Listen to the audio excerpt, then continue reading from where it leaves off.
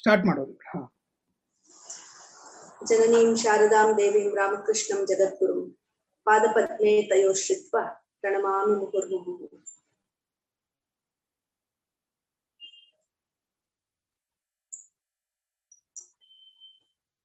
ಗುರು ಪೌರ್ಣಮಿಯ ಪರ್ವದಿನದ ಪ್ರಯುಕ್ತವಾಗಿ ಇಂದು ವಿಶೇಷ ಕಾರ್ಯಕ್ರಮ ಪುರುಷೋತ್ತಮ ನಮನ 16ನೇ ಸಂಚಿಕೆ. ಭಕ್ತಾದಿಗಳಿಗೆಲ್ಲ ಪ್ರೀತಿಪೂರ್ವಕವಾದಂತಹ ಸುಸ್ವಾಗತ. ಈ ದಿನ ನಮ್ಮೊಡನೆ ಪರಮ ಪೂಜ್ಯ ಸ್ವಾಮಿ ಅಭಯಾನಂದಜಿ ಅವರಿದ್ದಾರೆ. ಅವರಿಗೆ ನಮ್ಮ ಭಕ್ತಿಪೂರ್ವಕ ನಮಸ್ಕಾರ ಮತ್ತು ಸುಸ್ವಾಗತ. ಸ್ವಾಮಿ ಪುರುಷೋತ್ತಮಾನಂದಜಿ ಅವರ ನುಡಿಮುತ್ತುಗಳನ್ನ ನಾವು ಪ್ರತಿ ವಾರವೂ ಕೂಡ ಸ್ಮರಣೆ ಮಾಡ್ಕೊಳ್ತಾ ಇದ್ದೀವಿ.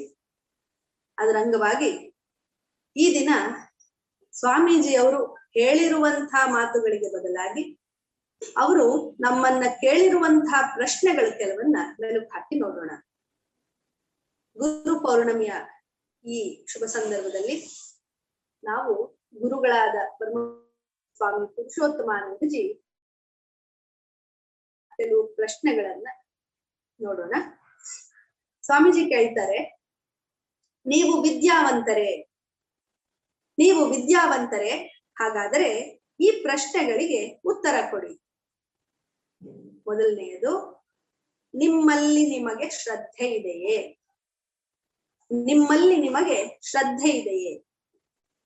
ಎರಡನೆಯದು, ಗುರು ಹಿರಿಯರನ್ನು ಗುರುತಿಸಬಲ್ಲರೆ? ಮೂರನೇದು, ಸ್ವತಂತ್ರವಾಗಿ ಆಲೋಚಿಸಬಲ್ಲಿರೆ?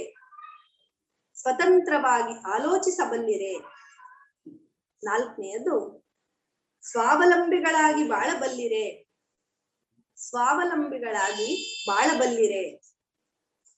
ಕೊನೆಯದಾಗಿ, ದೀನರೊಂದಿಗೂ ವಿನಯದಿಂದ ಇರಬಲ್ಲಿರೆ? ಈ 5 ಪ್ರಮುಖ ಪ್ರಶ್ನೆಗಳನ್ನ ಸ್ವಾಮೀಜಿಯವರು ಕೇಳಿದ್ದಾರೆ. ಉತ್ತರವನ್ನ ನಾವು ಕಂಡ್ಕೋಬೇಕಾಗಿದೆ.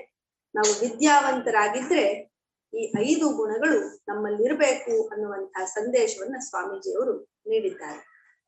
ಪರಮ ಪೂಜ್ಯ ಸ್ವಾಮಿ ಪುರುಷೋತ್ತಮಾನಂದಜಿ ಅವರಿಗೆ ಶಿರಸ್ಸಾಷ್ಟಾಂಗ ಪ್ರಣಾಮಗಳನ್ನು ಸಲ್ಲಿಸ್ತಾ ಈ ದಿನ ಶಿಕ್ಷಾ ಗುರು ಸ್ವಾಮಿ ಪುರುಷೋತ್ತಮಾನಂದ ಎನ್ನುವಂತಹ ವಿಚಾರದ ಕುರಿತಾಗಿ ನಮ್ಮೊಂದಿಗೆ ಗಾನ ಪ್ರವಚನದಲ್ಲಿ ಭಾಗವಹಿಸ್ತಾ ಇರುವಂತಹ ಯಲಹಂಕದ ಶ್ರೀ ರಾಮಕೃಷ್ಣ ವಿವೇಕಾನಂದ ವೇದಾಂತಾಶ್ರಮದ ಅಧ್ಯಕ್ಷರಾದ ಪರಮ ಪೂಜ್ಯ ಸ್ವಾಮಿ ಅಭಯಾನಂದಜಿ ಅವರನ್ನ ಗೌರವಪೂರ್ವಕವಾಗಿ ಸ್ವಾಗತಿಸೋಣ.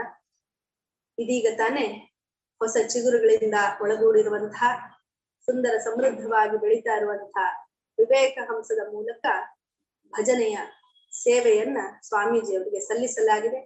ಪರಮ ಪೂಜ್ಯ ಸ್ವಾಮಿ ಪುರುಷೋತ್ತಮಾನಂದಜಿಗೆ ಆ ಒಂದು ಕಾಣಿಕೆಯನ್ನ ಸಲ್ಲಿಸ್ತಾ ಮತ್ತೊಬ್ಬ ಗುರುವಿನರ ಜೊತೆಗೆ ನಾವು ಕುಳಿತು ಅವರು ಹೇಳುವಂತಹ ಅಮೂಲ್ಯವಾದ ವಿಚಾರಗಳನ್ನು, ಸ್ವಾಮೀಜಿಯವರು ಶಿಕ್ಷಾ ಗುರುವಾಗಿ ಹೇಗೆ ಮೆರೆದರು ಅನ್ನುವಂತಹ ವಿಚಾರವನ್ನ ತಮ್ಮ ಗಾನ ಹಾಗೂ ಪ್ರವಚನದ ಮೂಲಕ ಸ್ವಾಮೀಜಿಯವರು ತಿಳಿಸಿಕೊಡಲಿದ್ದಾರೆ.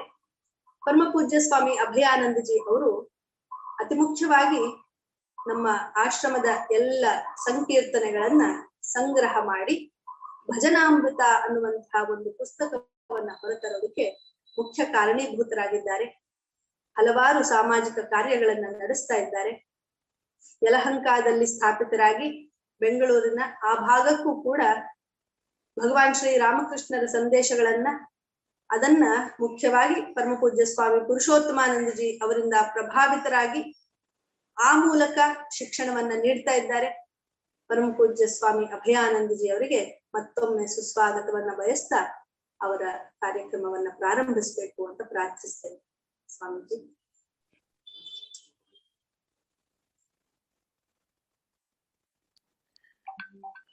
ಸ್ವಾಮೀಜಿ ಕ್ಯಾಮ್ರಾನ ಆನ್ ಮಾಡ್ಬೇಕು.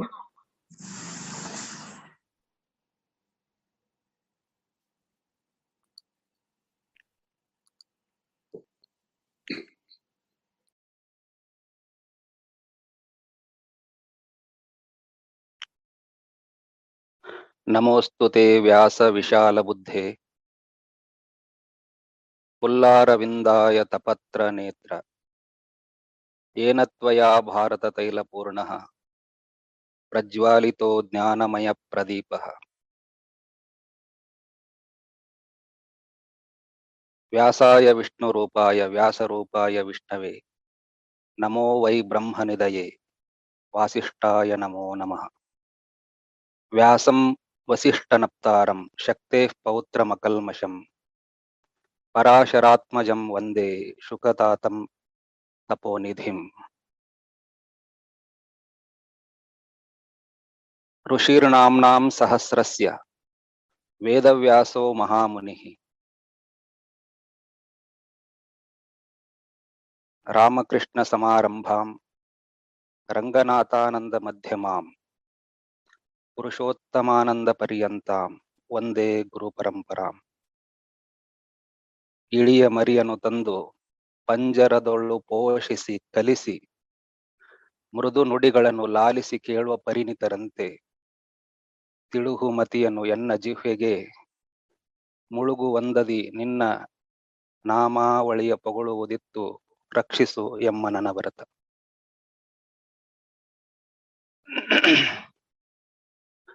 ಪುರುಷೋತ್ತಮ ಸ್ಥಿತಿಗೇರಿದಂತಹ ತ್ಯಾಗಿಗಳು, ನಾದ ಯೋಗಿಗಳು, ಆತ್ಮಜ್ಞಾನ ರಸದೌತಣ ಸವಿದಂತಹ ಅನುಭಾವಿಗಳು, ಅವರ ಸಿರಿ ಮಾತಿನೊಳಗೆಲ್ಲ ಅನುಭವದ ಬೋಧ, ಸರ್ವರಿಗದನ್ನು ಉಣಬಡಿಸಿದ ಭಕ್ತಿ ಸುಧಾ ತೃಪ್ತರು, ಜ್ಞಾನ ದೂತರು, ನಾಡಿಗೆ ವಂದ್ಯರು ಆಗಿದ್ದಂತಹ ಪರಮ ಪೂಜ್ಯ ಗುರುವರ್ಯರ ಗುರುನಮನ ಕಾರ್ಯಕ್ರಮವನ್ನ ಬಹಳ ಒಂದು ಅದ್ಭುತವಾದ ರೀತಿಯಲ್ಲಿ ಕನ್ನಡ ನಾಡಿನ ಭಕ್ತ ಸಮೂಹಕ್ಕೆ ಮತ್ತೊಮ್ಮೆ ಆ ಮಹಾಪುರುಷನ ಅದ್ಭುತವಾದಂತಹ ಅಯಸ್ಕಾಂತಿಯ ಅವರ್ಣನೀಯ ಅಲೌಕಿಕ ಆಧ್ಯಾತ್ಮಿಕ ವ್ಯಕ್ತಿತ್ವದ ಆಯಾಮವನ್ನ ಪರಿಚಯ ಮಾಡುವಂತಹ ಮಹತ್ ಕಾರ್ಯದಲ್ಲಿ ತೊಡಗಿರುವಂತಹ ವಿವೇಕಹಂಸ ಬಳಗದ ಮುಖ್ಯವಾಗಿ ಸುರೇಶ್ ಮುನ್ನಾ ಹಾಗೂ ಇತರ ಎಲ್ಲ ಸಿಬ್ಬಂದಿ ವರ್ಗದವರ ಅದ್ಭುತವಾದಂತ ಈ ಸ್ತುತ್ಯಾರ್ಯ ಕಾರ್ಯಕ್ಕಾಗಿ ನಾನಂತೂ ಬಹಳಷ್ಟು ಮನಸಾರೆ ಶ್ಲಾಘಿಸ್ತೇನೆ. ಮತ್ತು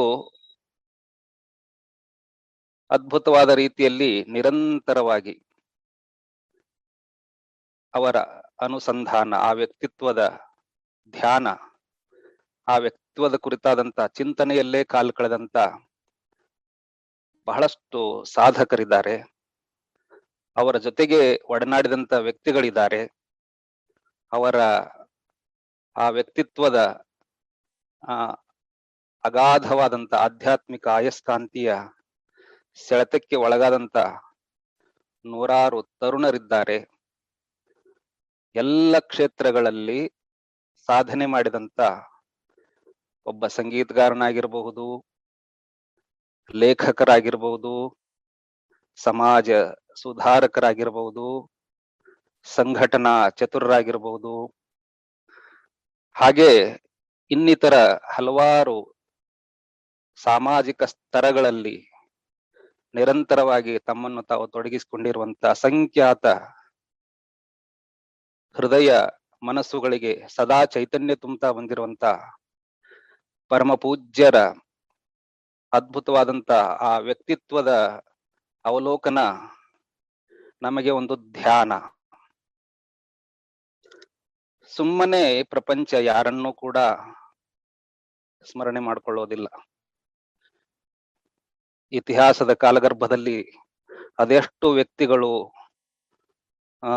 ಹೇಳಿ ಹೆಸರಿಲ್ಲದಂತೆ ಮಾಯವಾಗಿ ಹೋಗಿದ್ದಾರೆ. ಆದರೆ ಆಧ್ಯಾತ್ಮಿಕ ವೀರರ ಚರಿತ್ರೆ ಮಾತ್ರ ನಿರಂತರ ಸ್ಫೂರ್ತಿಯನ್ನ ಮಾನವ ಜನಾಂಗಕ್ಕೆ ಕೊಡ್ತಾ ಬಂದಿರುವಂತ ಪರಿಯನ್ನ ನಾವು ಕಂಡು ಬೆರಗಾಗಬೇಕಾಗತ್ತೆ. ಅದರಲ್ಲೂ ದಿವ್ಯತ್ರಯರ ಈ ಭಾವ ಲೋಕದಲ್ಲಿ ವಿಹರಿಸುವಂತಹ ಒಂದು ಸದಾವಕಾಶ ನಮ್ಮಂತ ಸಾಮಾನ್ಯ ವ್ಯಕ್ತಿಗಳಿಗೆ ಸಿಕ್ಕಿರೋದಂತೂ ಅದು ಯಾವ ಸುಕೃತವೋ, ಯಾವ ಜನ್ಮದ ಪುಣ್ಯ ಫಲವೋ, ಅಥವಾ ನಮ್ಮಂತ ಸಾಮಾನ್ಯರಿಗೆ ಭಗವಂತ ಇಂತಹ ಒಂದು ಅದ್ಭುತವಾದಂತ ಕೃಪಾ ಕಟಾಕ್ಷ ಬೀರಿದನಲ್ಲ ಅನ್ನುವಂತ ಧನ್ಯತೆಯೊಂದಿಗೆ, ಅದರಲ್ಲೂ ಮುಖ್ಯವಾಗಿ ಇಂಥವರನ್ನ ಸ್ಮರಣೆ ಮಾಡ್ಕೊಳ್ತಾ ಇದೆ ಈ ಪ್ರಪಂಚ ಅಂತ ಹೇಳಿದ್ರೆ, ಈ ಪ್ರಪಂಚ ಯಾರನ್ನೂ ಸುಮ್ನೆ ನೆನ್ಪು ಮಾಡ್ಕೊಳ್ಳೋದಿಲ್ಲ. ಸ್ವಾರ್ಥಪರ ಪ್ರಪಂಚ ಇದು. ಪ್ರಯೋಜನಂ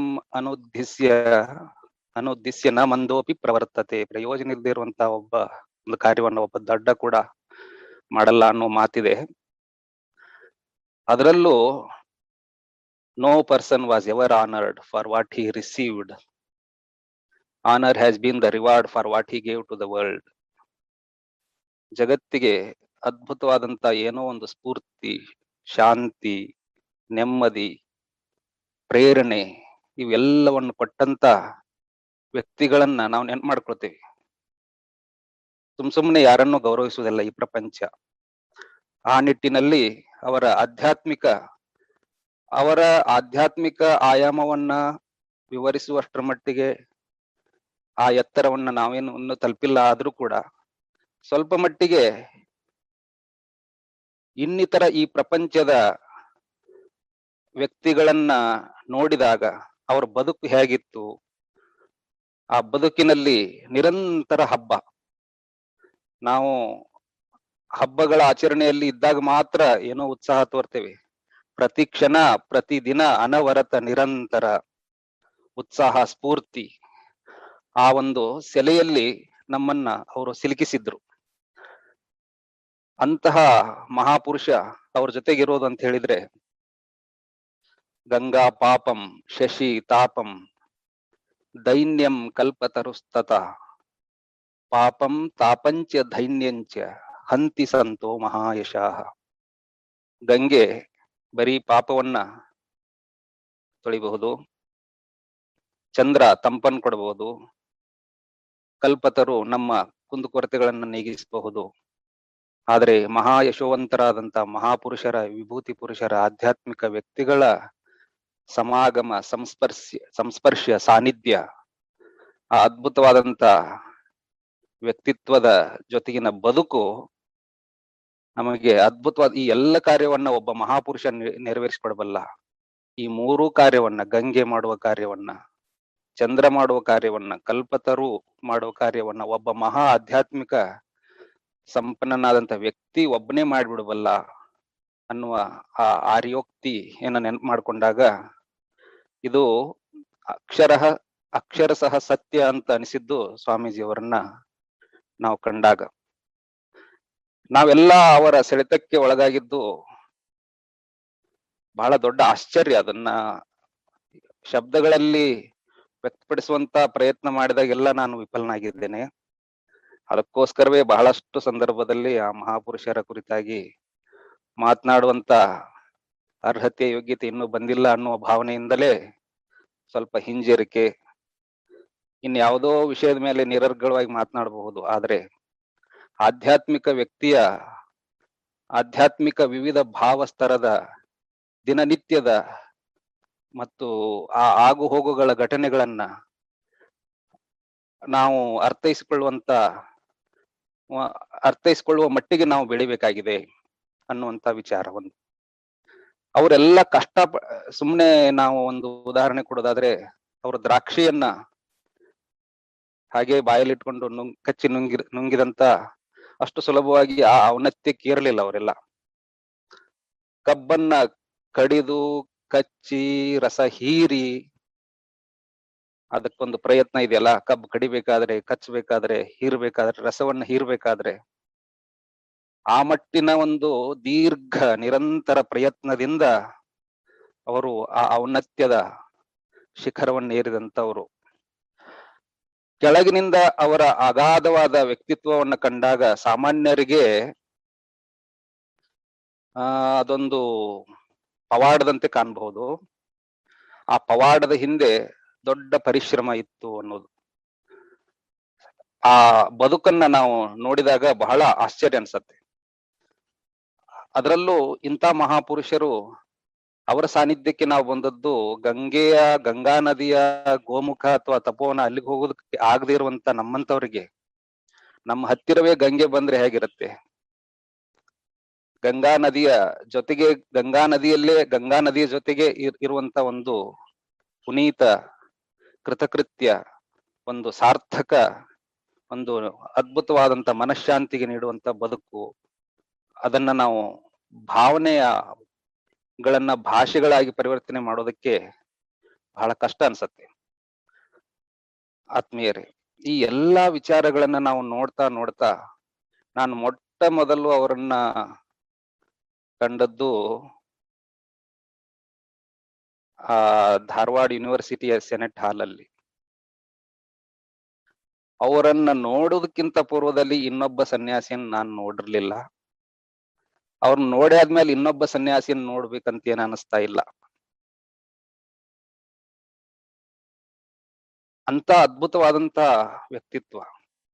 ವಿವೇಕಾನಂದರ ಬಗ್ಗೆ ನಾವು ಎಷ್ಟೇ ಓದಿದ್ರು ಕೇಳಿದ್ರು, ವಿವೇಕಾನಂದರು ಅನ್ನುವಂತ ಆ ಮ್ಯಾಗ್ನೆಟಿಕ್ ಪರ್ಸನಾಲಿಟಿ ಅದನ್ನ ಅರ್ಥ ಮಾಡ್ಕೊಳ್ಬೇಕಂದ್ರೆ ಅದು ಅನುಭವವೇ ಆಗ್ಬೇಕದು. ಅದರ ಅನುಭವದ ಒಂದು ಝಳಕ್ ಅಥವಾ ಒಂದು ಇಣುಕು ನೋಟ ಅಂತ ಏನ್ ಹೇಳ್ಬೋದು, ಖಂಡಿತವಾಗಿಯೂ ನಮ್ಮ ಸ್ವಾಮೀಜಿಯಲ್ಲಿ ನಾವು ಕಂಡದ್ದು. ಸುಮ್ಮನೆ ಯಾರ ಬದುಕುಗಳು ಎಲ್ಲರಿಗೂ ದೊಡ್ಡ ದೊಡ್ಡ ಬದುಕುಗಳೇ ಇರ್ತವೆ. ಯಾರ ಬದುಕನ್ನು ಒಬ್ಬ ಮಹಾ ವ್ಯಕ್ತಿಗೆ ಕೊಡೋದಕ್ಕೆ 10 ಸಾರಿ ಯೋಚನೆ ಮಾಡ್ತಾರೆ. ಅಂತದ್ರಲ್ಲಿ 100 ತರುಣರು ಅವ್ರ ಬದುಕನ್ನ ಅವ್ರ ಪಾದಕ್ಕೆ ಅರ್ಪಿಸಿದ್ರು ಅಂದ್ರೆ ಅದ್ ಯಾವ ಶಕ್ತಿ ಇರ್ಬೇಕು. 100 ತರುಣರು ವಿವೇಕಾನಂದ ಹೇಳಿದ್ರಲ್ಲ, ಅವ್ರು ಕೇಳಿದ್ರು 100 ಜನ ಎಲ್ಲಿದ್ದೀರಿ 100 ಜನ ಅಂತ. ಆದ್ರೆ ಸ್ವಾಮಿ ವಿವೇಕಾನಂದರ ಆ 100 ಜನ ಅವ್ರಿಗೂ ಸಿಕ್ಕರೋ ಇಲ್ಲೋ ನಮಗೂ ಗೊತ್ತಿಲ್ಲ. ಪುರುಷೋತ್ತಮಾನಂಜಿಗೆ ಸಂಖ್ಯಾ ದೃಷ್ಟಿಯಿಂದ ಅಂತೂ ಖಂಡಿತವಾಗಿ ಸಿಕ್ಕಿದ್ದೇವೆ. ಗುಣಮಟ್ಟದ ಉತ್ಕೃಷ್ಟತೆಯ ದೃಷ್ಟಿಯಿಂದ ಭಗವಂತನಿಗೆ ಗೊತ್ತು. ಆದ್ರೆ ನಮ್ಮಂತ ಸಾಮಾನ್ಯ ವ್ಯಕ್ತಿಗಳನ್ನ ಈ ಮಟ್ಟದ ಸುಸಂಸ್ಕೃತ ಸಾಮಾಜಿಕ ಬದ್ಧತೆಯ ಜವಾಬ್ದಾರಿಯುತ ನಾಗರಿಕರನ್ನಾಗಿ ಮಾಡಿದ್ದೇ ದೊಡ್ಡ ಹೆಚ್ಚುಗಾರಿಕೆ. ಇನ್ನು ಮುಂದಿನ ಮಟ್ಟದ ಬೆಳವಣಿಗೆ ಅದು ಬೋನಸ್. ಆದ್ರಿಂದ ಈ ವಿಚಾರದಲ್ಲಿ ನನಗೇನ್ ಅನ್ಸತ್ತೆ ಅಂತ ಹೇಳಿದ್ರೆ, ಅವ್ರನ್ನ ನೋಡಿದಾಗ ಅವರ ಆ ಅದ್ಭುತವಾದಂತ ವ್ಯಕ್ತಿತ್ವ ಸುಮ್ನೆ ನೋಡ್ತಾನೇ ಇರ್ಬೇಕು. ಇವತ್ತಿನ ವಿಷಯ ನನಗೆ ಕೊಟ್ಟಿದ್ದು ಶಿಕ್ಷಾ ಗುರು ಅಂತ. ನಾನೇನ್ ಕೇಳಿದ್ದಲ್ಲ, ಪ್ರೀತಿಯಿಂದ ಮುನ್ನ ಅವರು ಇದನ್ನ ಮಾತಾಡ್ಬೇಕು ಅಂದ್ರು, ಆಯ್ತು ಪ್ರಯತ್ನ ಮಾಡ್ತೇನೆ ಅಂತ ಹೇಳಿದೆ. ಆದ್ರೆ ಅವರು ನಮಗೆ ಕಲಿಸಿದ ಪಾಠ ಏನು ಅಂತ ನಾನು ಯೋಚನೆ ಮಾಡ್ತಾ ಇದ್ರೆ, ಅದನ್ನ ಅವರು ಹೇಳಿ ಕಲಿಸಿದ್ರು ಅನ್ನೋದಕ್ಕಿಂತ ಅವ್ರ ಜೊತೆಗೆ ಇದ್ದದ್ರಿಂದನೇ ನಾವು ಕಲ್ತು ಬಿಟ್ಟಿವಿ ಅನ್ನುವಂಥದ್ದು.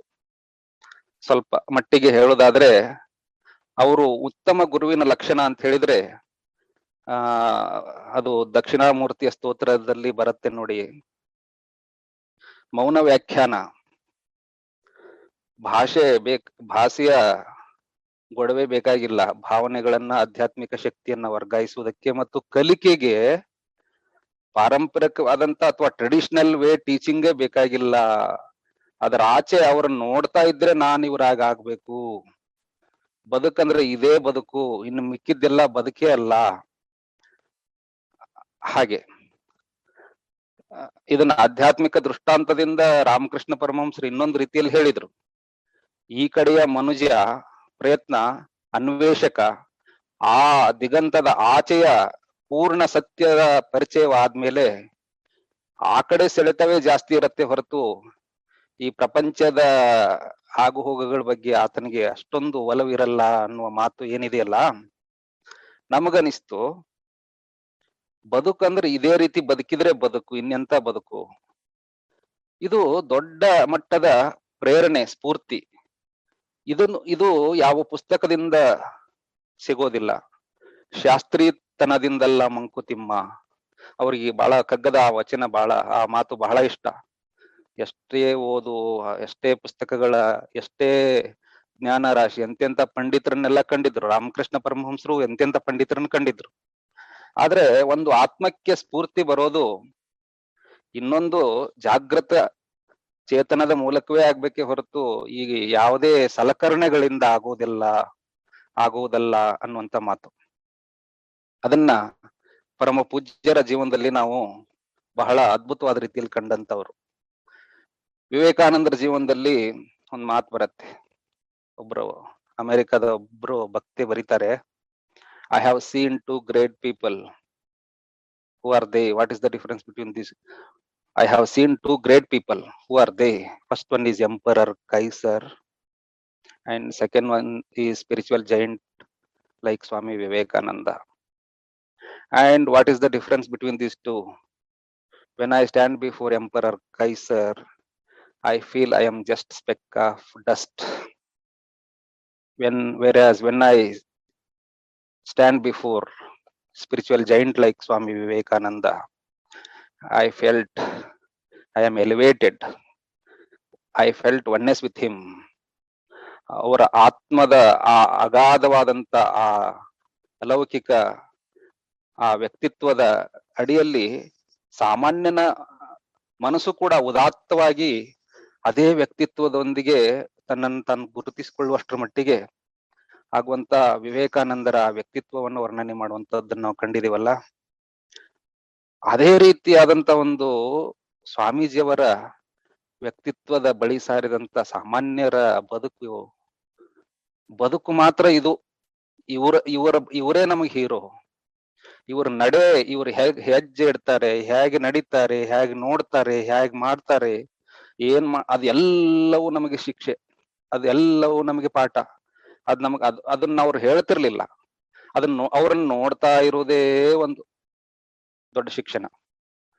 ಆ ಶಿಕ್ಷಣ ಎಂತದ್ದು ಅಂತ ಹೇಳಿದ್ರೆ, ಅದಕ್ಕೆ ಒಂದು ಯಾವುದೇ ಮೌನ ವ್ಯಾಖ್ಯಾನ ಮಾಡ್ತಾ ಇದ್ದಂತ ಆ ಚಿತ್ರಣ ಕೊಟ್ಟೆ ನಿಮಗೆ. ಅದು ತಾನೇ ನಡೆಯುವಂತ ಒಳಗಡೆ ಅದು ಆಗ್ತಾ ಇರುವಂತ ಮಾರ್ಪಾಟ್, ಟ್ರಾನ್ಸ್ಫಾರ್ಮೇಶನ್ ಅದಾಗ್ತಾ ಇತ್ತು.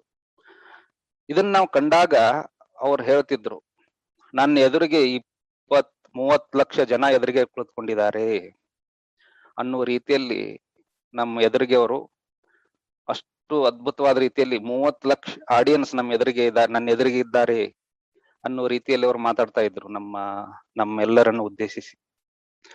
ಯಾಕೆಂದ್ರೆ ಒಬ್ಬೊಬ್ಬ ವ್ಯಕ್ತಿ ಅಂತ ಹೇಳಿದ್ರೆ ಅಷ್ಟು 1 ಲಕ್ಷ. ನೀವು ಒಬ್ಬೊಬ್ಬ ಬ್ರಹ್ಮಚಾರಿ ಅಥವಾ ಒಬ್ಬ ವ್ಯಕ್ತಿ, ಒಬ್ಬ ತ್ಯಾಗಿ ಅಂದ್ರೆ 1 ಲಕ್ಷಕ್ಕೂ ಮಿಗಿಲಾದ ಜನಸಾಮಾನ್ಯರ ವ್ಯಕ್ತಿತ್ವದ ಪ್ರೆಸೆನ್ಸ್ಗಿಂತ ದೊಡ್ಡದು ಅನ್ನುವ ರೀತಿಯಲ್ಲಿ ಅವರು ಅಷ್ಟು ಒಂದು ಜಾಗ್ರತೆಯಿಂದ ಆ ಒಂದೊಂದು ಮಾತನ್ನ ಹೇಳ್ತಾ ಇದ್ರು. ಆ ಮಾತು ಅನಿವಾರ್ಯವಾದಾಗ ಮಾತು ಸುಮ್ಮನೆ ಅವ್ರ ಎದುರಿಗೆ ಕುಳಿತುಕೊಂಡ್ರೆ ನಾವು ನೋಡ್ತಾ ಇದ್ರೆ ಅದೇ ಒಂದು ಶಿಕ್ಷಣ. ವಿವೇಕಾನಂದರ ಬಗ್ಗೆ ಹೀಗೆ ಹೇಳ್ತಾರೆ, what a giant, what strength, what manliness, what a personality. everyone near him looked so insignificant compared with him.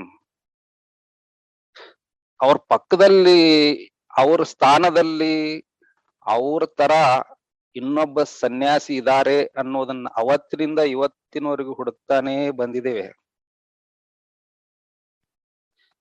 ನಮಗಿನ್ನೂ ದೊರಕಿಲ್ಲ. ಮತ್ತು ಅವ್ರು ಎಂತ ದಿಗ್ಗಜರ ಕಾಲದಲ್ಲಿದ್ರು. ಆ ಪ್ರತಿಯೊಬ್ಬ ರಾಮಕೃಷ್ಣ ಮಹಾಸಂಘದಲ್ಲಿ ದೊಡ್ಡ ದೊಡ್ಡ ವಿಭೂತಿ ಪುರುಷರ ಮಧ್ಯದಲ್ಲಿದ್ದವ್ರು ಅವರು.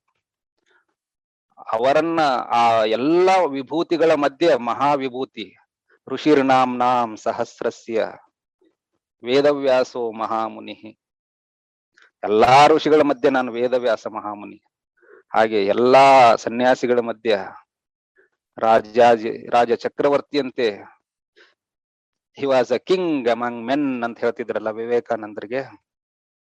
ಮಾನವರ ಮಧ್ಯದ ರಾಜ ಅಂತ ಸ್ವಾಮೀಜಿ ಅವ್ರನ್ನ ನೋಡಿದಾಗ ಅನಿಸ್ತಿತ್ತು. ಅವ್ರ ಒಂದೊಂದು ನಡಿಗೆ, ಅವ್ರ ಮಾತು, ಅವರ ಒಂದೊಂದು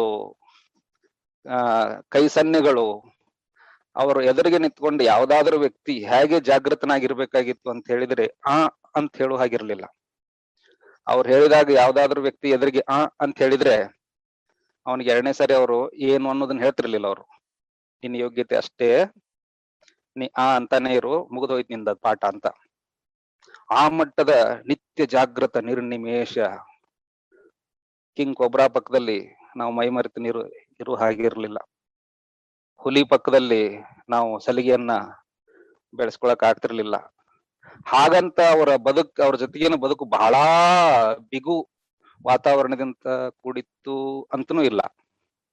ಎಲ್ಲ ಹಾಸ್ಯ, ವಿನೋದ, ಸಂತೋಷ, ಸಂಭ್ರಮ, ನಿತ್ಯೋತ್ಸವದಂತೆ ಎಲ್ಲದರ ಮಧ್ಯೆಯೂ ಕೂಡ ಈ ಶಿಸ್ತು ಅನ್ನೋದು ಅದರ ಅಡಿಪಾಯದಲ್ಲೇ ಈ ಎಲ್ಲ ಆಗುಗಳಾಗ್ಬೇಕಾಗಿತ್ತೆ ಹೊರತು ಶಿಸ್ತನ್ನ ಮೀರಿದ ಹಾಸ್ಯ, ವಿನೋದ,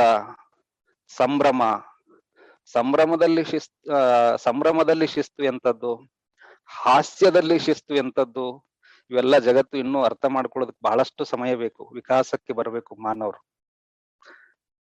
ಆ ನಿಟ್ಟಿನಲ್ಲಿ ಸ್ವಾಮೀಜಿಯ ಒಂದೊಂದು ಮಾತುಗಳು, this is the man and this is the philosophy that we have been seeking in vane all through our life.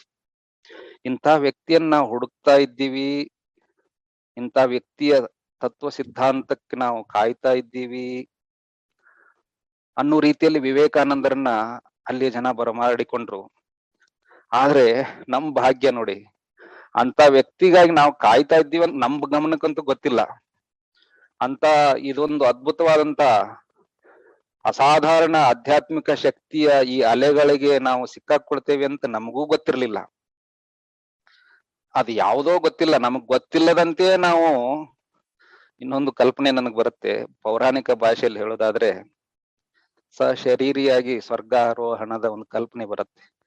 ಶರೀರ ಮನುಷ್ಯ ಸಶರೀರಿಯಾಗಿ ಸ್ವರ್ಗಕ್ಕೆ ಹೋಗೋದು ಅನ್ನೋ ಕಲ್ಪನೆ. ಸ್ವಾಮೀಜಿಯವರ ಜೀವನದಲ್ಲಿ ನಾವು ಸ್ವಾಮೀಜಿಯವರ ಜೊತೆಗೆ ಬದುಕ್ತಾ ಇದ್ದಂತ ಈ ಸಂದರ್ಭವನ್ನ ನೋಡಿದಾಗ ನನಗನಿಸ್ತು, ಸ್ವರ್ಗ ನರಕಗಳಿರೋದು ಮನುಷ್ಯನ ಮನಸ್ಸಿನಲ್ಲಿ. ಸ್ವಾಮೀಜಿಯವರ ಜೊತೆಗೆ ಇರುವುದಂದ್ರೇನೆ ಸ್ವರ್ಗ. ಅವ್ರ ಜೊತೆಗೆ ಒಡನಾಟ ಅದೊಂದು ಪೊನ್ನಂಪೇಟೆಯ ಒಂದು ಇದೆಯಲ್ಲ, ಅದು ವೈಕುಂಠ ಧಾಮ. ಅಲ್ಲಿ ಕಳೆದಂತ ಒಂದೊಂದು ದಿನಗಳನ್ನು ನಾವು ನೆನ್ಪು ಮಾಡ್ಕೊಳ್ಬಹುದು. ಬೆಳಗಾಗೆದ್ದು ಮಂಗಳಾರತಿಗೆ ಅವರು ರೂಮಿನಿಂದ ಹೊರಗೆ ಬಂದಾಗ ಅವ್ರ ಹೆಜ್ಜೆ, ಆ ಒಂದೊಂದು ಹೆಜ್ಜೆಯಲ್ಲಿಯೂ ಕೂಡ ಅವ್ರು ಎಷ್ಟೊಂದು ಅದ್ಭುತವಾದ ರೀತಿಯಲ್ಲಿ ಹೆಜ್ಜೆ ಇಡ್ತಾ ಇದ್ದೇನೆ ಅಂತ ನಿಖರತೆ, ಸ್ಪಷ್ಟತೆ, ಮೈ ಮರೆತು ಅವ್ರು ಏನೂ ಮಾಡ್ಲಿಲ್ಲ ಜೀವನದಲ್ಲಿ. ಮೈ ಮರಿವಿಕೆ ಅನ್ನೋದು ಏನಂತ ಗೊತ್ತಿಲ್ಲದೆ ಇರುವಂತ ವ್ಯಕ್ತಿತ್ವ. ಅವ್ರು ಯಾವಾಗ ನೋಡಿದ್ರು ಫ್ರೆಶ್. ಇದಂತೂ ನನಗೆ ಇದುವರೆಗೂ ಬಿಡಿಸಲಾಗದ ಕಗ್ಗಂಟಾಗಿ ಉಳಿದಿದೆ. ಇದಕ್ಕಿಂತ ದೊಡ್ಡ ಶಿಕ್ಷಣ ಇನ್ಯಾವುದಿದೆ ಮನುಷ್ಯನಿಗೆ? ಯಾವಾಗಿದ್ರು ಅವರಲ್ಲಿ ಜೋಲು ಮೋರೆ, ಆಲಸ್ಯ, ನಿದ್ರೆ, ಆಕಳಿಕೆ, ಬಿಕ್ಕಳಿಕೆ, ತೇಗು, ಶರೀರದ ವಿಕಾರಗಳು ನಾವು ಮನುಷ್ಯರಲ್ಲಿ ನೋಡ್ತೇವಲ್ಲ. ನನ್ನೊಬ್ಬರನ್ನ ಕೇಳ್ಬೇಡಿ, ಎಲ್ಲರ ಅಭಿಪ್ರಾಯ ಕೇಳ್ಬಿಡಿ. ನಾನೊಬ್ಬನೇ ಉತ್ಪ್ರೇಕ್ಷೆ ಮಾಡ್ತಾ ಇದ್ದೇನೆ ಅಂತ ಅನ್ಕೋಬೇಡಿ. ಈ ವಿಷಯದಲ್ಲಿ ಅವರಲ್ಲಿ ಯಾವುದನ್ನು, ಪ್ರತಿಯೊಂದನ್ನು ಕೂಡ ಸಭೆಯಲ್ಲಿ ಗಂಟೆಗಟ್ಲೆ ಕುಳಿತುಕೊಂಡ್ರು ಕೂಡ ಅಷ್ಟೇ ಉತ್ಸಾಹ ಭರಿತರಾಗಿ ಕುಳಿತುಕೊಳ್ಳುವಂತ ಶಕ್ತಿ ಅದೆಲ್ಲಿತ್ತೋ ಗೊತ್ತಿಲ್ಲ. ನಮ್ಮಂತವರಿಗೆ ಅರ್ಧ ಗಂಟೆ ಆದ್ಮೇಲೆ ಆ ಕಡೆ ಈ ಕಡೆ ಅಲ್ಲಾಡೋದಕ್ಕೆ ಪ್ರಾರಂಭ ಮಾಡ್ಬಿಡ್ತೇವೆ. ಅಂತಹ 65-70 ಆಸುಪಾಸಿನಲ್ಲಿ ನಾವು ಅವ್ರ ಜೊತೆಗೆ ಕಳೆದಂತಹ ಸಮಯ, ಅದು ಆ ವಯಸ್ಸಿನಲ್ಲಿ ಉತ್ಸಾಹ.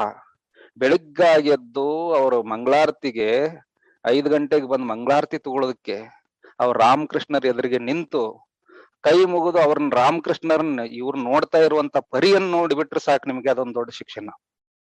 ಅಲ್ಲಿ ಭಕ್ತಿ, ಅಲ್ಲಿ ಎಲ್ಲಾ ಆಧ್ಯಾತ್ಮಿಕ ಭಕ್ತಿ ಶಾಸ್ತ್ರದ ಎಲ್ಲಾ ವ್ಯಾಖ್ಯಾನವನ್ನು ಬರೆದು ಬಿಡುವುದು ಅಲ್ಲೇ. ಅವ್ರ ಕೈ ಮುಗಿದು ರಾಮಕೃಷ್ಣರ ಎದುರಿಗೆ ಅದೇನ್ ನೋಡ್ತಾ ಇದ್ರು, ಅದೇನ್ ಮಾತಾಡ್ತಾ ಇದ್ರು, ಅದೇ ಯಾವ ರೀತಿ ಅವ್ರ ಒಳಗಡೆಯ ಭಾವೋದ್ದೀಪನ ಅಥವಾ ಭಾವ ಲಹರಿಗಳು ಏನ್ ಹೇಳ್ತಾ ಇತ್ತು, ಅದೇ ದೊಡ್ಡ ಶಿಕ್ಷಣ. ನೀವು ಯಾವುದೇ ಭಕ್ತಿಶಾಸ್ತ್ರದ, ನಾರದೀಯ ಭಕ್ತಿಶಾಸ್ತ್ರದ ಗ್ರಂಥವನ್ನು ಓದ್ಬೇಕಾಗಿಲ್ಲ, ಪತಂಜಲಿಯ ದರ್ಶನವನ್ನು ಓದ್ಬೇಕಾಗಿಲ್ಲ. ಶಿಸ್ತು ಅಂದ್ರೆ ಪತಂಜಲಿ ದರ್ಶನ, ಭಕ್ತಿ ಅಂದ್ರೆ ಅವ್ರ ಕೈ ಮುಗಿದ್ ನೋಡಿದ್ರೆ ಸಾಕು, ಅವ್ರ ಒಂದು ನಡಿಗೆ ನೋಡಿದ್ರೆ ಸಾಕು, ಪತಂಜಲಿ ಯೋಗ ದರ್ಶನ ನಮಗೆ ಸಾಕ್ಷಾತ್ಕಾರ ಆಗ್ಬಿಡ್ಬೇಕು. ಅವ್ರು ಹೇಳ್ತಿದ್ರು ಎಲ್ಲ ಪುಸ್ತಕಗಳ ರಾಶಿ, ಆ ಎಲ್ಲದಕ್ಕೂ ಬೆಲೆ ಬರೋದು ವ್ಯಕ್ತಿಯಲ್ಲಿ ಅವ್ಯಕ್ತವಾದಾಗ ಮಾತ್ರ. ಇವತ್ತಿನ ಗೂಗಲ್, ಯೂಟ್ಯೂಬ್ಗಳು ನಮ್ಗಿಂತ ಜಾಸ್ತಿ ಇನ್ಫಾರ್ಮೇಶನ್ ಕಲೆಕ್ಟ್ ಮಾಡಿ, ಪ್ರಿಸರ್ವ್ ಮಾಡಿ, ಸ್ಟೋರ್ ಮಾಡಿ, ಬೇಕಾದಾಗ ಬೇಕಾದವ್ರಿಗೆ ಬೇಕಾದಂತೆ ಕೊಡ್ತಾ ಇದೆ. ಇದನ್ನೇ ಶಿಕ್ಷಣ ಅಂತ ಕರೀಲಿಲ್ಲ. ಇದು ಶಿಕ್ಷಣ ಅಲ್ಲ. ಇನ್ಫ್ಯಾಕ್ಟ್ ಶಿಕ್ಷಣ ಅಂದ್ರೆ ಎಲ್ಲಾ ಮರ್ತು ಹೋಗ್ಬಿಡುದು, ಏನೋ ನೆನ್ಪಿಟ್ಕೊಳ್ಳದೆ ಇರೋದು. ಸ್ಮೃತಿ ಯೋಗಶಾಸ್ತ್ರದ ಪ್ರಕಾರ ಒಂದು ವಿಕಾರ ಅಂತ ಹೇಳಿದೆ, ಒಂದು ಅಲೆ. ಸ್ಮೃತಿ, ನಿದ್ರಾ, ಸ್ಮೃತಿ ಇವೆಲ್ಲ ವಿಕಾರಗಳು. ಅದು ಒಳ್ಳೇದು ಕೆಟ್ಟದ್ದು, ಅವೆಲ್ಲ ವಿಕಾರಗಳು ಗುಂಪಿಗೆ ಸೇರಿದ್ದು ಯೋಗಶಾಸ್ತ್ರದ ಪ್ರಕಾರ. ಸ್ವಾಮೀಜಿಯವರ ಆ ಒಡನಾಟ ಇದೆಯಲ್ಲ, ಮಾಂಕ್ ಆಫ್ ಕಮಾಂಡಿಂಗ್ ಪ್ರೆಸೆನ್ಸ್. ವಿವೇಕಾನಂದರ ಬಗ್ಗೆ ಕೇಳ್ತೀವಿ ನಾವು, this monk of commanding presence, vast learning, speaking English like Webster's, specimen from unsaved country who knew more philosophy and religion than all the Christ missionaries in the western countries. ಆ ವ್ಯಕ್ತಿತ್ವದ ಬಗ್ಗೆ ನಾವು ಏನೆಲ್ಲ ಪುಸ್ತಕಗಳಲ್ಲಿ ಓದ್ತೀವಲ್ಲ ವಿವೇಕಾನಂದರ ಬಗ್ಗೆ, ಅಂತ ಒಬ್ಬ ವ್ಯಕ್ತಿಯನ್ನು ನಾವು ನೋಡದಿದ್ರೆ ವಿವೇಕಾನಂದರೇ ಕಾಲ್ಪನಿಕ ವ್ಯಕ್ತಿಯ, ಪೌರಾಣಿಕ ವ್ಯಕ್ತಿಯ ಗುಂಪಿಗೆ ಸೇರಿಸ್ಬಿಡ್ತೀವಿ ನಾವು. ನಾವು ಅಷ್ಟು ಬಹಳ ಆ ವಿಷಯದಲ್ಲಿ ಬಹಳ ನಿಷ್ಣಾತರು. ಆ ವಿಷಯದಲ್ಲಿ ಎತ್ತಿದ ಕೈ ನಮ್ದು. ಇಂಥ ಒಬ್ಬ ವ್ಯಕ್ತಿ ಇರ್ಲಿಲ್ಲ. ಕವಿಯ ಚಮತ್ಕಾರ ಇದು. ಶಬ್ದ ಪ್ರಯೋಗ ಮಾಡಿ ಖಾಲಿ ಸಮಯ ಇದ್ದಾಗ ಬರೆದಿರುವಂತ ಕಾಲ್ಪನಿಕ ಕಥೆ ಅಂತ ನಾವು ಉದಾಸೀನ ಮಾಡುವಂತ ಒಂದು ಅಪಾಯ ಇದೆ. ಆ ನಿಟ್ಟಿನಲ್ಲಿ ಕಮಾಂಡಿಂಗ್ ಪ್ರೆಸೆನ್ಸ್ ಅನ್ನೋದಿದೆಯಲ್ಲ, ಇದನ್ನ ಯಾವ ವ್ಯಕ್ತಿಯಲ್ಲಿಯೂ ಕಂಡಿಲ್ಲ.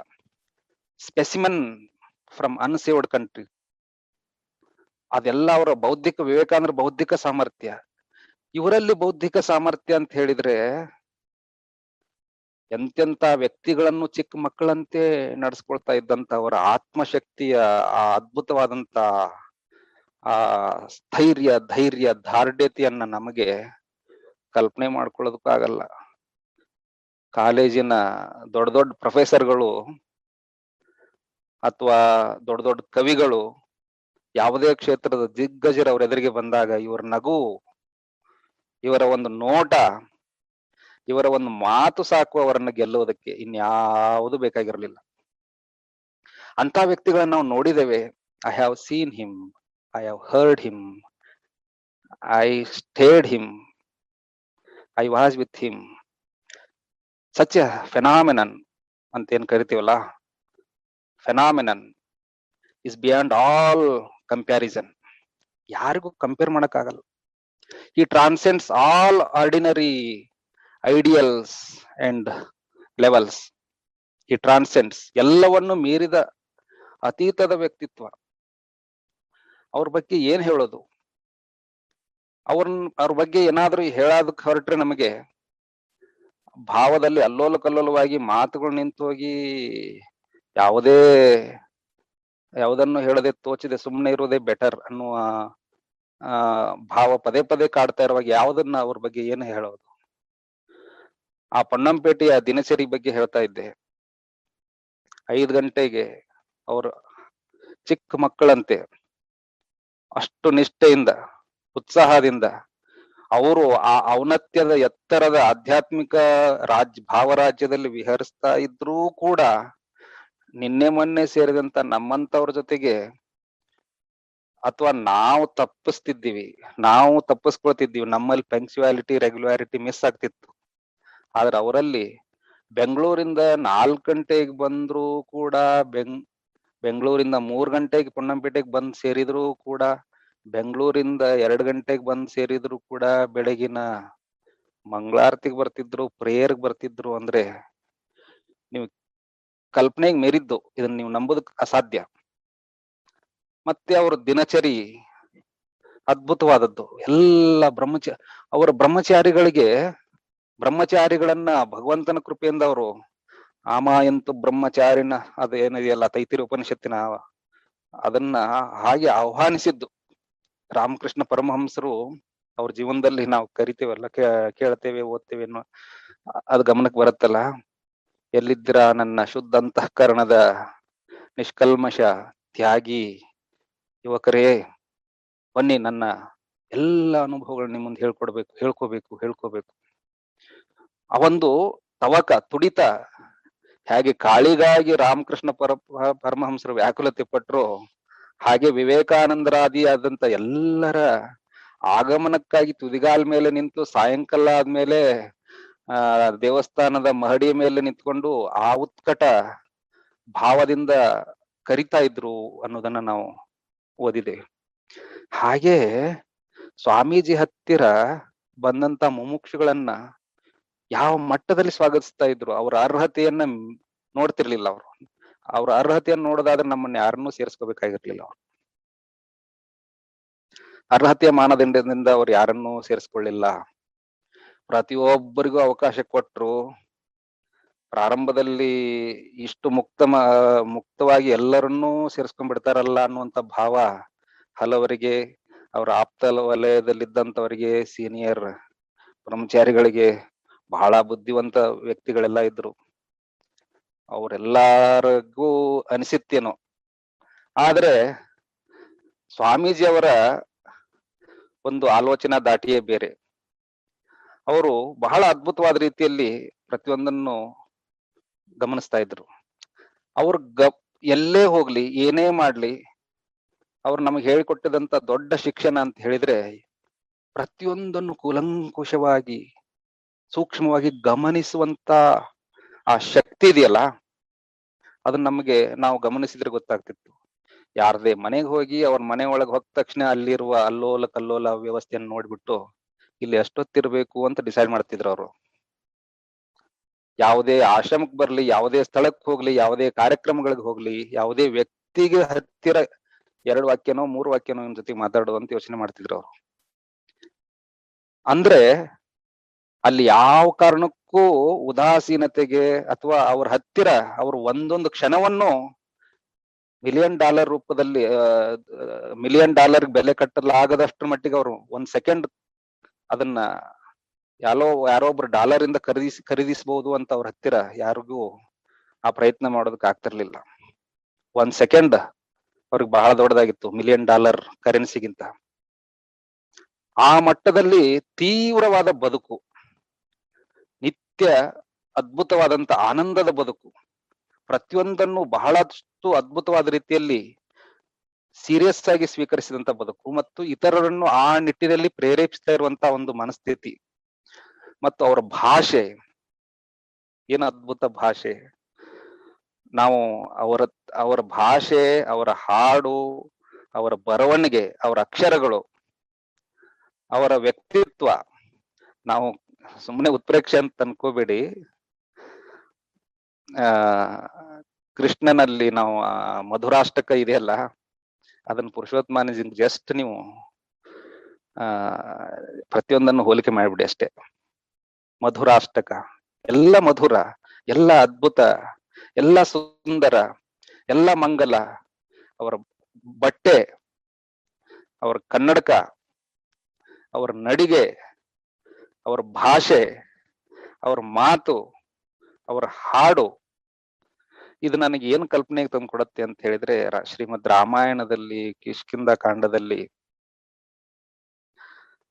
ಪ್ರಥಮ ಬಾರಿಗೆ ಆಂಜನೇಯ ಹನುಮಂತ ಶ್ರೀರಾಮರನ್ನ ಸಂಧಿಸ್ತಾ ಇದ್ದಂತ ಸಂದರ್ಭದಲ್ಲಿ, ಶ್ರೀರಾಮರನ್ನ ಸಂಧಿಸಿ ರಾಮ ಲಕ್ಷ್ಮಣರನ್ನ ನೋಡ್ಬಿಟ್ಟು ಲಕ್ಷ್ಮಣ ತನ್ನ ಬಗ್ಗೆ ತಾನೇ ಪರಿಚಯ ಮಾಡಿಕೊಳ್ಳುವಂತ ಅದೊಂದು ಪ್ರಸಂಗ ಬರುತ್ತೆ. ಆ 4-6 ವಾಕ್ಯಗಳನ್ನ ಕೇಳಿದ ತಕ್ಷಣ ಶ್ರೀರಾಮನಿಗೆ ಎದುರಿಗಿರುವವರು ಯಾರು, ಎದುರಿಗಿರುವಂತ ವ್ಯಕ್ತಿಯ ಮಹತ್ತೇನು, ಘನತೆಯನ್ನು, ವಿದ್ವತ್ತೇನು ಅಂತ ತಕ್ಷಣವೇ ಅರ್ಥ ಆಗೋಗ್ಬಿಡ್ತು. ಅವಾಗ ರಾಮ ಸ್ವತಃ ರಾಜ, ಎದುರಿಗಿರುವಂತ ವ್ಯಕ್ತಿ ಹನುಮಂತ ದೂತ. ರಾಜದನ್ನಾದವನು ನೇರವಾಗಿ ದೂತನ ಜೊತೆಗೆ ಸಂಭಾಷಣೆ ಮಾಡೋದು ಶಿಷ್ಟಾಚಾರಕ್ಕೆ ದೂರವಾದದ್ದು. ಪಕ್ಕದಲ್ಲಿದ್ದ ಲಕ್ಷ್ಮಣನಿಗೆ ಹೇಳ್ತಾನೆ, ಲಕ್ಷ್ಮಣ ಇವನ್ ಜೊತೆಗೆ ಮಾತಾಡು, ಇವನ್ ಸಾಮಾನ್ಯನಲ್ಲ. ಒಂದು ವಾಕ್ಯ ಹೇಳ್ತಾನೆ, ಸಂಸ್ಕಾರ ಕ್ರಮ ಸಂಪನ್ನಾಂ ಅದ್ರುತಾಂ ಅವಿಲಂಬಿತಾಂ ಉಚ್ಚಾರಯತಿ ಕಲ್ಯಾಣಿಂ ವಾಚಂ ಹೃದಯ ಹಾರಿಣಿಂ. ಅವನ ಮಾತುಗಳನ್ನು ನೋಡು, ಅವನ ಪ್ರತಿಯೊಂದು ಮಾತುಗಳಲ್ಲಿ ಏನೋ ಅದ್ಭುತವಾದ ಸೌಂದರ್ಯ ಇದೆ. ಯಾವುದು ಒಂದೊಂದು ಉಚ್ಚಾರಣೆ, ಒಂದೊಂದು ಮಾತು, ಒಂದೊಂದು ಯಾವುದು ವಿಳಂಬ ಇಲ್ಲ, ಯಾವುದು ವೇಗ ಇಲ್ಲ, ಯಾವುದನ್ನು ನುಂಗಿ ಬಿಡ್ತಾ ಇಲ್ಲ, ಯಾವುದನ್ನು ಕಾಟಾಚಾರಕ್ಕೆ ಉಚ್ಚಾರಣೆ ಮಾಡ್ತಾ ಇಲ್ಲ. ನ್ಯೂನಂ ವ್ಯಾಕರಣಂ ಕೃತ್ಸ್ನಂ ಅನೇನ ಬಹುಧಾಶ್ರುತಂ ಅಂತೆಲ್ಲ ಹೇಳ್ತಾನೆ. ಬಹು ವ್ಯಾಹರತಾನೇನ ನ ಕಿಂಚಿತ್ ಅಪಶಬ್ದಿತಂ. ಇಷ್ಟೆಲ್ಲಾ ಮಾತಾಡ್ತಾ ಇದ್ದಾನೆ, ಒಂದು ಅಪಶಬ್ದ ಇಲ್ಲ.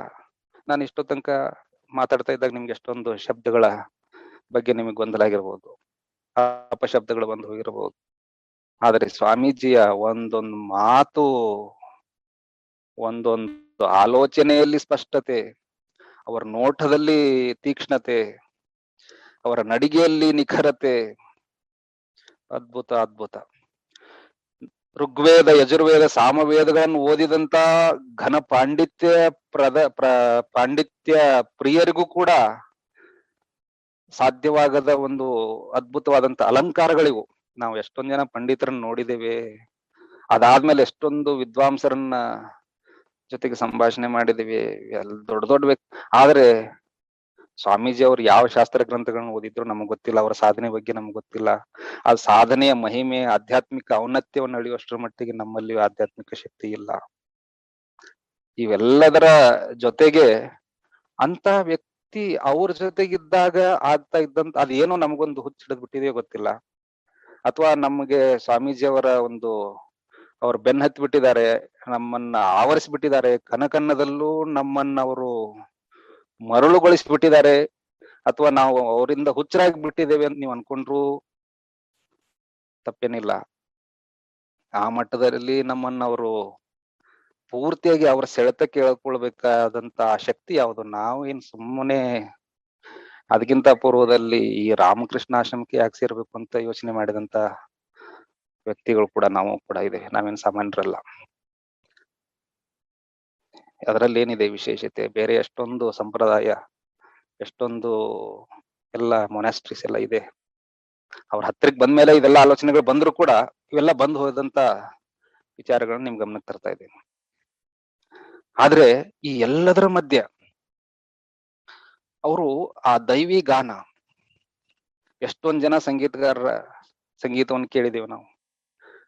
ಅವರ ಸೌಂದರ್ಯದ ಪರಾಕಾಷ್ಠೆಯನ್ನ ನಾವು ನೋಡ್ತಾ ಹೋದ್ರೆ, ಆ ಹಾರ್ಮೋನಿಯಂ ನುಡಿಸುವಿಕೆ, ಆ ಬ್ಲೋ ಮಾಡುವಿಕೆ, ನಾವ್ ಯಾರೂ ಕೂಡ ಸ್ಪಷ್ಟವಾಗಿ ಹೇಳ್ತಾ ಇದ್ದೇನೆ, ನಾವ್ ಎಲ್ಲೂ ಯಾವುದೇ ಶಿಕ್ಷಣವನ್ನು ಯಾರ ಹತ್ತಿರ ಹೋಗಿಯೂ ಸಂಗೀತ ಆಗ್ಲಿ, 4 ಮಾತು ಹೇಳುವುದನ್ನಾಗ್ಲಿ, 2 ಅಕ್ಷರ ಬರೆಯೋದಾಗ್ಲಿ, ನಾವೊಂದ್ ರೀತಿಯಲ್ಲಿ ಸಂಸ್ಕಾರ ಪಡೆದಿರುವುದಾಗ್ಲಿ, ಅವ್ರನ್ನ ಬಿಟ್ಟು ನಮ್ಗೆ ಇನ್ಯಾವುದೂ ಸಿಲೆಬಸ್ ಇಲ್ಲ. ಅವ್ರನ್ನ ನೋಡೋದೇ ಅವರಿಂದಲೇ ಎರವಲಾಗಿ ಪಡೆದದ್ದು ಪ್ರತಿಯೊಂದನ್ನ. ನಾವ್ ಯಾವ್ದನ್ನು ಪ್ರಯತ್ನ ಪಟ್ಟು ಸಂಗೀತಾಭ್ಯಾಸ ಮಾಡಿ, ಸಂಗೀತರ ಕೋವಿದರ ಪಕ್ಕದಲ್ಲಿ ಕುಳಿತು ಯಾವುದನ್ನು ಅಭ್ಯಾಸ ಮಾಡ್ಲಿಲ್ಲ. ಆದ್ರೆ ಅವ್ರನ್ನ ನೋಡ್ತಾ ಇದ್ದಂತೆ ನಾವು ಅವರಿಂದ ಏನೇನೋ ಎಷ್ಟೊಂದನ್ನು ಬಳವಳಿಯಾಗಿ ಪಡೆದು ಬಿಟ್ಟಿದ್ದೇವೆ. ಅದು ಅವರಿದ್ದ ಭಿಕ್ಷೆ, ಅವರಿಂದ ಬಂದದ್ದು. ಅವರ ಆ ದೈವಿಗಾನ, ನಾದ ಯೋಗಿ ಕಲ್ಪನೆ, ನಾದ ಯೋಗಿ,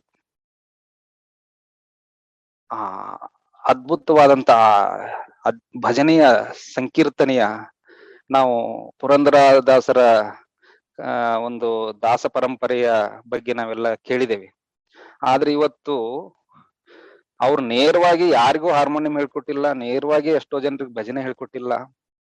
ಆದ್ರೆ ಯಾವುದೋ ದೂರದ ನಾರ್ತ್ ಇಂಡಿಯನ್ಸ್, ನಾನು ಟೆಸ್ಟ್ ಮಾಡಿ ನೋಡಿದ್ದೇನೆ, ಅವ್ರಿಗೆ ಇರುವ ಹಳೇ ರೆಕಾರ್ಡಿಂಗು ಅದನ್ನ ಕೇಳಿದಂತ ಎಷ್ಟೊಂದ್ ಜನ ನಾರ್ತ್ ಇಂಡಿಯನ್ಸ್, ಇದು ಯಾರ ಭಜನೆ, ಇದರಲ್ಲಿ ಏನೋ ಒಂದ್ ಇದೆಯಲ್ಲ, ನೀವು ಟೆಸ್ಟ್ ಮಾಡಿದ್, ನೀವು ಇವತ್ತು ಕೂಡ ಯಾರಾದ್ರೂ ಪರೀಕ್ಷೆ ಮಾಡಿ ನೋಡಿ. ಅಪರಿಚಿತರು ನಮ್ಮ ಈ ರಾಮಕೃಷ್ಣ ಆಶ್ರಮದ ವಲಯದಿಂದ ದೂರ ಇದ್ದಂತ ಒಬ್ಬ ಸಾಮಾನ್ಯ ವ್ಯಕ್ತಿಗೆ ಜಸ್ಟ್ ಅವರು ಹಾಡಿರುವಂತ ಹಳೇ ರೆಕಾರ್ಡಿಂಗ್ ಅದನ್ನ ನೀವು ಪ್ಲೇ ಮಾಡಿ ನೋಡಿ. ಆದ್ರೆ ಈ ಒಂದ್ ಮಾತನ್ನ ಹೇಳ್ಬಿಡ್ತೇನೆ, ಮರ್ತು ಹೋಗ್ಬಿಡುತ್ತೆ. ಸ್ವಾಮೀಜಿಯ ಆ ಪ್ರಭಾವ ಅವ್ರ ಎದುರಿಗೆ ಕುಳಿತುಕೊಂಡು ನೀವು ಕೇಳ್ತಾ ಇದ್ದಂತ ಆ ಒಂದು ಪರವಶತೆ, ನೀವು ಏಕಾಗ್ರತೆಯನ್ನು ಸಪರೇಟ್ ಆಗಿ ಕುಳಿತುಕೊಂಡು ಸ್ವಾಮಿ ನಿರ್ಭಯಾನಂದಜಿ ಅವರು ಬಹಳ ಚೆನ್ನಾಗಿ ಹೇಳಿದ್ರು. ಮೊನ್ನೆ ನಾನು ಅದನ್ನ ಕೇಳಿದೆ. ಅವ್ರ ಪಕ್ಕದಲ್ಲಿ ಇದ್ರೆ ಸಾಕು ಏಕಾಗ್ರತೆ, ಮತ್ತಿನ್ನೇನು ಚಿತ್ತ ವೃತ್ತಿ ನಿರೋಧ, ನೀವು ಇನ್ನೇನು ಮಾಡ್ಬೇಕಾಗಿಲ್ಲ. ಅವ್ರ ಎದುರಿಗೆ ಕುಳಿತುಕೊಂಡಿದ್ದಾರೆ, ನೀವು ಅವ್ರ ಎದುರಿಗೆ ಇದ್ದೀರಿ. ನಿಮ್ಮ ಮನಸ್ಸು ಕೆಲಸದಕ್ಕೆ ಬರೋದಕ್ಕೆ ಸಾಧ್ಯವೇ ಇಲ್ಲ. ಇದನ್ನ ನಾನು ಗಮನಿಸಿದ್ದೀನಿ. ಸ್ವಾಮೀಜಿಯವರ ನಿರ್ಭಯಾನಂದ ಸ್ವಾಮೀಜಿಯವರ ಮಾತಿನಿಂದ ನನಗದು ಮತ್ತು ಮನವರಿಕೆ ಆಯ್ತು. ಹಾಗೆ ಒಬ್ಬೊಬ್ಬರನ್ನು ನಾವೆಲ್ಲ ಮೂಕರಾಗಿದ್ದೀವಿ. ಅವ್ರು ನಮ್ಮನ್ನ 4 ಮಾತುಗಳನ್ನ ಹೇಳುವಂತೆ ಮಾಡಿದ್ರು. ಆ ಮೂಕಂ ಕರೋತಿ ವಾಚಾಲಂ ಪಂಗುಂ ಲಂಘಯತೆ ಗಿರಿಂ ಯತ್ ಕೃಪಾ ತಮಹಂ ಒಂದೇ ಅಂತ ಹೇಳ್ತೀವಲ್ಲ. ಅಕ್ಷರಶಃ ಶಿಕ್ಷಾ ಗುರು ಸ್ವಾಮೀಜಿಯವ್ರ ವಿಷಯದಲ್ಲಂಥದ್ದು ಅಕ್ಷರಶಃ ಸತ್ಯ. ನಮ್ಮ ಎಲ್ಲರನ್ನು ಅವರು ಮೌನ ವ್ಯಾಖ್ಯಾನದ ಮೂಲಕ ಒಂದು ಮೇಲ್ಸ್ತರಕ್ಕೆ ಏರಿಸಿದ್ರು. ಅಗೋಚರವಾದ ಶಕ್ತಿಯನ್ನು ನಮ್ಮ ಒಳಗಡೆ ತುಂಬಿದ್ರು. ನಾವು ಜಸ್ಟ್ ಒಂದು ಶರೀರವಾಗಿದ್ದೀವಿ. ನಮ್ಮ ಒಳಗಡೆ ಅವ್ರ ಉಸಿರು ಬಂತು, ಅವ್ರ ಚೈತನ್ಯ ಬಂತು. ನಮ್ದು ಶರೀರ ಎಲ್ಲೆಲ್ಲಿಂದ ಬರ್ತಾವ. ಅವ್ರ ಚೈತನ್ಯ ನಮ್ಮ ಒಳಗಡೆ ಬಿಟ್ಟು ಅವ್ರ ಶರೀರವನ್ನು ಬಿಟ್ರು ನೋಡಿ. ಇದು ಎಷ್ಟು ಇದರ ಬಗ್ಗೆ ಆಲೋಚನೆ ಮಾಡೋದಕ್ಕಿದೆಯಲ್ಲ. ಇದೊಂದು ಬಹಳ ಅವರ ದಾಸರ ಪರಂಪರೆಯನ್ನ ಮತ್ತೊಮ್ಮೆ ಆವಿಷ್ಕರಿಸಿದ್ರು ಅಂತ ಹೇಳ್ಬೋದು. ದಾಸ ಪರಂಪರೆ ಅದಕ್ಕಿಂತ ಮಿಗಿಲಾದಂತ ಒಂದು ಯಾರ್ಯಾರು ಇವತ್ತು ಅವರ ಪ್ರಭಾವಲಯಕ್ಕೆ ಬರ್ತಾ ಇದ್ದಾರೆ. ಅವರ ಪ್ರಭಾವಲಯಕ್ಕೆ ಎಂತೆಂತ ಮಹಾ ವ್ಯಕ್ತಿಗಳು ನಿರ್ಮಾಣ ಮಾಡಿದ್ದಾರೆ. 100 ಜನ. ನಮಗೆ ಪರಿಚಯವಿಲ್ಲದ ಇನ್ನೂ ಎಷ್ಟೋ ಜನ ಸ್ವಾಮೀಜಿಯವರನ್ನು ಒಮ್ಮೆಮ್ಮೆ ನೋಡಿದವರು ಉತ್ತರ ಕರ್ನಾಟಕದ ಆ ಸಂದರ್ಭದಲ್ಲಿ ಬೇರೆ ಬೇರೆ ಪಟ್ಟಣಗಳಿಗೆ ಹೋದಾಗ ಕೆಲವರು ಹೇಳುವುದನ್ನು ಕೇಳಿದಾಗಂತಲೂ ಬಹಳ ಆಶ್ಚರ್ಯ ಅನ್ಸತ್ತೆ. ನಾವು ಒಮ್ಮೆ ನೋಡಿದ್ದೇವೆ ಅನ್ನೋದೇ ದೊಡ್ಡ ಖುಷಿ ಬಹಳಷ್ಟು ಜನರಿಗೆ. ನಾವು ಪುರುಷೋತ್ತಮಾಂಜಿನ ನೋಡಿದ್ದೇವೆ, ಒಮ್ಮೆ ನೋಡಿರ್ತಾರ ಅವ್ರು ಯಾವ್ದೋ ಒಂದು ಕಾರ್ಯಕ್ರಮದಲ್ಲಿ. ನಾವು ಒಮ್ಮೆ ನೋಡಿದ್ದೇವೆ. ಇನ್ನು ಕೆಲವೊಮ್ಮೆ ಅವ್ರನ್ನ ನೋಡಾಕಂತೂ ಆಗ್ಲಿಲ್ಲ. ಅವರ ಶಿಷ್ಯರಾದಂತ ಎಷ್ಟೋ ಜನ ಇದಾರಲ್ಲ, ಅವ್ರ ನಿರ್ಭಯಾನಂದ ಸ್ವಾಮೀಜಿ ಅಂತವ್ರು ಎಷ್ಟೊಂದ್ ಜನ ಇದ್ದಾರೆ. ಒಬ್ಬ ಮೂಕಂ ಕರೋತಿ ವಾಚಾಲಂ ಅನ್ನೋದಕ್ಕೆ ಒಬ್ಬ ಸಾಮಾನ್ಯ ಅಂಧ ವ್ಯಕ್ತಿಯನ್ನು ಕೂಡ ಅವರು ಮಹಾ ವ್ಯಕ್ತಿಯನ್ನಾಗಿ ಮಾಡಿದ್ರು. ಗುರುರಾಜನಂತವ್ರಿಗೆ ಆಶ್ರಮದ ಸಹಸ್ರಾರು ಭಕ್ತಿ ಗೀತೆಗಳು ಅವ್ರ ಮನಃಪಟಲದಲ್ಲಿದೆ. ಸ್ವಾಮೀಜಿಯವರ ಒಂದು ಆ ನಾದದ ಒಂದು ಸ್ವರ ಅವರಲ್ಲಿ, ಗುರುರಾಜ್ ಅವರಲ್ಲಿ ಬಂದು ಸೇರ್ಕೊಂಡ್ಬಿಟ್ಟಿದೆ ಅನ್ಸುತ್ತೆ. ಹಾಗೆ ನಮ್ಮ ವಿಶ್ವನಾಥ್ ಅವರು ಯೋಗೇಶ್ವರಾಂಜಿ ಮಹಾರಾಜರ ಜೊತೆಗೆ ನಿತ್ಯವೂ ಕೂಡ ಬೆಂಗಳೂರಿನ ಬೇರೆ ಬೇರೆ ಕಾರ್ಯಕ್ರಮದ ಅವರ ಸತ್ಸಂಗಗಳಿಗೆ ನಾನು ಹೋಗ್ತಾ ಇದ್ದೆ. ಹೊನ್ನಂಪೇಟೆಯಿಂದ ಯೋಗಾಶ್ರಮಕ್ಕೆ ಬಂದ ಮೇಲೆ ಯೋಗೇಶ್ವರಾಂಜಿ ಅವರ ಭಜನಾ ಸಮೂಹದಲ್ಲಿ ಎಲ್ಲಾ ಕಡೆ ಸಂಚರಿಸುವಂತ ಭಾಗ್ಯ, ಅದೊಂದು ಬಹಳ ಖುಷಿ ಕೊಡುವಂಥದ್ದು. ಹೊನ್ನಂಪೇಟೆಯ ದಿನಗಳು ಬೆಂಗಳೂರಿನಲ್ಲಿ ಅವ್ರ ಭಕ್ತರ ಜೊತೆಗೆ ಹೇಗೆ ವ್ಯವಹರಿಸ್ತಿದ್ರು, ಸತ್ಸಂಗದಲ್ಲಿ ಹೇಗಿರ್ತಿದ್ರು ಅದನ್ನ ನೋಡುವಂತ ಅವಕಾಶ. ಅವರು ಬೆಳಗಾಂಗೆ ಹೋದ್ಮೇಲೆ ಅಲ್ಲಿ ಕಾರ್ಯಕ್ರಮಗಳ ಸ್ವರೂಪವೇ ಬೇರೆ ಆಯ್ತು. ಅವರು ಒಂದು ಶಾಶ್ವತವಾದಂತ ರಾಮಕೃಷ್ಣ ಮಠದ ಸ್ಥಾಪನೆಗೆ ಅದೊಂದು ಐತಿಹಾಸಿಕವಾದಂತ ವಿವೇಕಾನಂದರ ಸ್ಥಳವಾಗಿದ್ದರಿಂದ ಅದಕ್ಕಾಗಿ ಅವರು ಗಮನ ಕೊಟ್ರು. ಅದಕ್ಕಿಂತ ಪೂರ್ವದಲ್ಲಿ ಅವರು ವ್ಯಕ್ತಿಗಳನ್ನ ನಿರ್ಮಾಣ ಮಾಡಿದ್ರು. ಆ ವ್ಯಕ್ತಿಗಳನ್ನ ನಿರ್ಮಾಣ ಮಾಡ್ತಾ ನಿತ್ಯ ಅವರ ನುಡಿಮುತ್ತುಗಳು ಅದ್ಭುತವಾಗಿದ್ದು. ಒಂದೊಂದು ಮಾತು ಅವ್ರು ಹೇಳ್ತಾ ಇದ್ರು. 4 ವೇದ, 6 ಶಾಸ್ತ್ರ, 18 ಪುರಾಣ, 2 ಮಹಾಕಾವ್ಯಗಳು, ಇತಿಹಾಸ, ಏನೆಲ್ಲ ದಾಸ ಪರಂಪರೆ, ಭಕ್ತಿ ಪರಂಪರೆ, ಯೋಗಿಗಳು, ಸಾಧಕರು, ಎಲ್ಲರ ಅನುಭವದ ಶಾಸ್ತ್ರದ ನುಡಿಗಳ ಒಟ್ಟಾರೆಯ ಸಾರ ಸರ್ವಸ್ವ. ಅದನ್ನ ಪ್ರಕಾಶಾನಂದಜಿ ಅವರು ಬಹಳ ಚೆನ್ನಾಗಿ ಹೇಳಿದ್ರು. ಸ್ವಾಮೀಜಿ ಅವರು ಅದನ್ನ ಅವರು ಬರೆದಿದ್ದಾರೆ ಕೂಡ ಪುಸ್ತಕದಲ್ಲಿ. ಅದನ್ನು ಬಹಳಷ್ಟು ಜನರಿಗೆ ಬಹಳ ಇಷ್ಟವಾಗ್ಬಿಟ್ಟಿದೆ. ಭಗವಂತ ಅನ್ನುವಂತ ಒಂದು ಶಕ್ತಿ ಇದೆ, ಅದನ್ನ ಕರೆದ್ರು ಬರ್ತಾನೆ, ಕರಿಬೇಕು. ಈ 3 ವಿಚಾರಗಳನ್ನ ಎಲ್ಲಾ ರಾಶಿ ರಾಶಿ ಕಾಡಿನಲ್ಲಿ ಒಳಹೊಕ್ಕು ಮಾಣಿಕ್ಯವನ್ನ ಈ ಕೋಲಾರದ ಕಬ್ಬಿಣದ ಅದಿರಿನಲ್ಲಿ ಸಹಸ್ರಾರು ಕಿಲೋಮೀಟರ್ ಆಳಕ್ಕೆ ಹೋಗಿಯೂ ಕೂಡ ಪಡ್ಕೊಂಬರೋದು ಒಂದು ಹಿಡಿ ಚಿನ್ನವನ್ನಾದರೂ ಆ ಹಿಡಿ ಚಿನ್ನವನ್ನ ಹಿಡಿಯುವುದಕ್ಕೆ ಆ ಉತ್ಖನನ ಅದೆಷ್ಟು ಮಾಡ್ಬೇಕು. ಸ್ವಾಮೀಜಿಯವರು ಅನುಭವದ ಆಧಾರದ ಮೇಲೆ ಶಾಸ್ತ್ರ ಗ್ರಂಥಗಳ ಹೇಳಿಕೆ ಆಧರಿಸಿ ಸಾಧಕರ ಸಿದ್ಧರ ಎಲ್ಲವನ್ನು ಒಟ್ಟಿಗೆ ಸೇರಿ ನಿಮ್ ಎದುರಿಗೆ ಇದಿಷ್ಟೇ ಅಂತ ನಿಖರವಾಗಿ ಅವ್ರು ಹೇಳ್ತಾ ಇದ್ದದ್ದ ಅಂತ ಅದ್ಭುತವಾದಂತ ಅದ ಮಾತುಗಳ ಪ್ರಭಾವ ನಮ್ಮೆಲ್ಲರನ್ನ ನಿಸ್ಸಂಶಯವಾಗಿ ಇನ್ನೊಂದ್ ಕಡೆ ನೋಡ್ಬೇಕು ಅಂತ ಅನಿಸ್ತಿರ್ಲಿಲ್ಲ. ಹಾಗೆ ಪ್ರತಿಯೊಂದು ಮಾತು, ಆ ಮಾತುಗಳು ನಿತ್ಯ ಆ ಚಿಂತನೆ, ಬೆಳಗಿನ ಚಿಂತನೆ ನಿರಂತರವಾಗಿ ನಮಗೆ ಅದು ಸ್ಫೂರ್ತಿಯ ಸೆಲೆಯಾಗಿತ್ತು. 10 ನಿಮಿಷ ಅವ್ರು ಮಾತನಾಡಿದ್ರು ಅಂದ್ರೆ ಆ ಮಾತುಗಳು ಗುಯ್ಗುಡ್ತಾ ಇದ್ದು ನಮ್ಗೆ ಅವು ಪದಗಳೇನು ಅರ್ಥವಾಗ್ತಿರ್ಲಿಲ್ಲ. ಅವಾಗ ಇನ್ನೂ ಅಷ್ಟೊಂದು ಬೌದ್ಧಿಕವಾಗಿ ನಮಗೆ ಗ್ರಹಿಸುವ ಸಾಮರ್ಥ್ಯವೂ ಇರ್ಲಿಲ್ಲ. ಆದ್ರೆ ಏನೋ ಹೊಸ ಭಾಷೆ, ಏನೋ ಪದಗಳು ಕಿವಿಗಪ್ಪಳಿಸಿದಂತೆ. ಅದೆಲ್ಲಕ್ಕಿಂತ ಹೇಳ್ತಾ ಇರುವಂತ ವ್ಯಕ್ತಿಯನ್ನು ಸುಮ್ನೆ ನೋಡ್ತಾ ಇದ್ದೀವಿ, ನಮ್ಗೇನದ ಅರ್ಥವಾಗ್ತಿತ್ತು ಅಂತ ಹೇಳೋದಕ್ಕೆ ಧೈರ್ಯ ಇಲ್ಲ ನನಗೆ. ಕಾಮ, ಕ್ರೋಧ, ಲೋಭ, ಮೋಹ, ಮದ, ಮಾತ್ಸರ್ಯ, ಅಹಂಕಾರ, ದಂಭ, ದರ್ಪ, ಸ್ವಾರ್ಥ, ಇನ್ನೂ ಏನೇನೋ ಅಂತ ಹೇಳಿ ನಿಲ್ಲಿಸ್ಬಿಡೋರು. ಹೀಗೆ ಏನೇನೋ ನೂರಾರು ಇವೆ, ಅವೆಲ್ಲ ಹೇಳೋದಕ್ಕಾಗಲ್ಲ ಈಗ. ಹಾಗೆ ಜಾಸ್ತಿ ಮಾತಾಡ್ಬೇಡ, ಮಾತನಾಡೋದ್ ಬಿಡ್ಬೇಡ, ಮೌನದ ಕುರಿತ ಹೇಳ್ತಿದ್ರು. ಕೆಲಸದ ಕುರಿತ ಹೇಳ್ತಾ ಇದ್ರು, ಜಾಸ್ತಿ ಮಾಡ್ಬೇಡ, ಮಾಡೋದ್ ಬಿಡ್ಬೇಡ.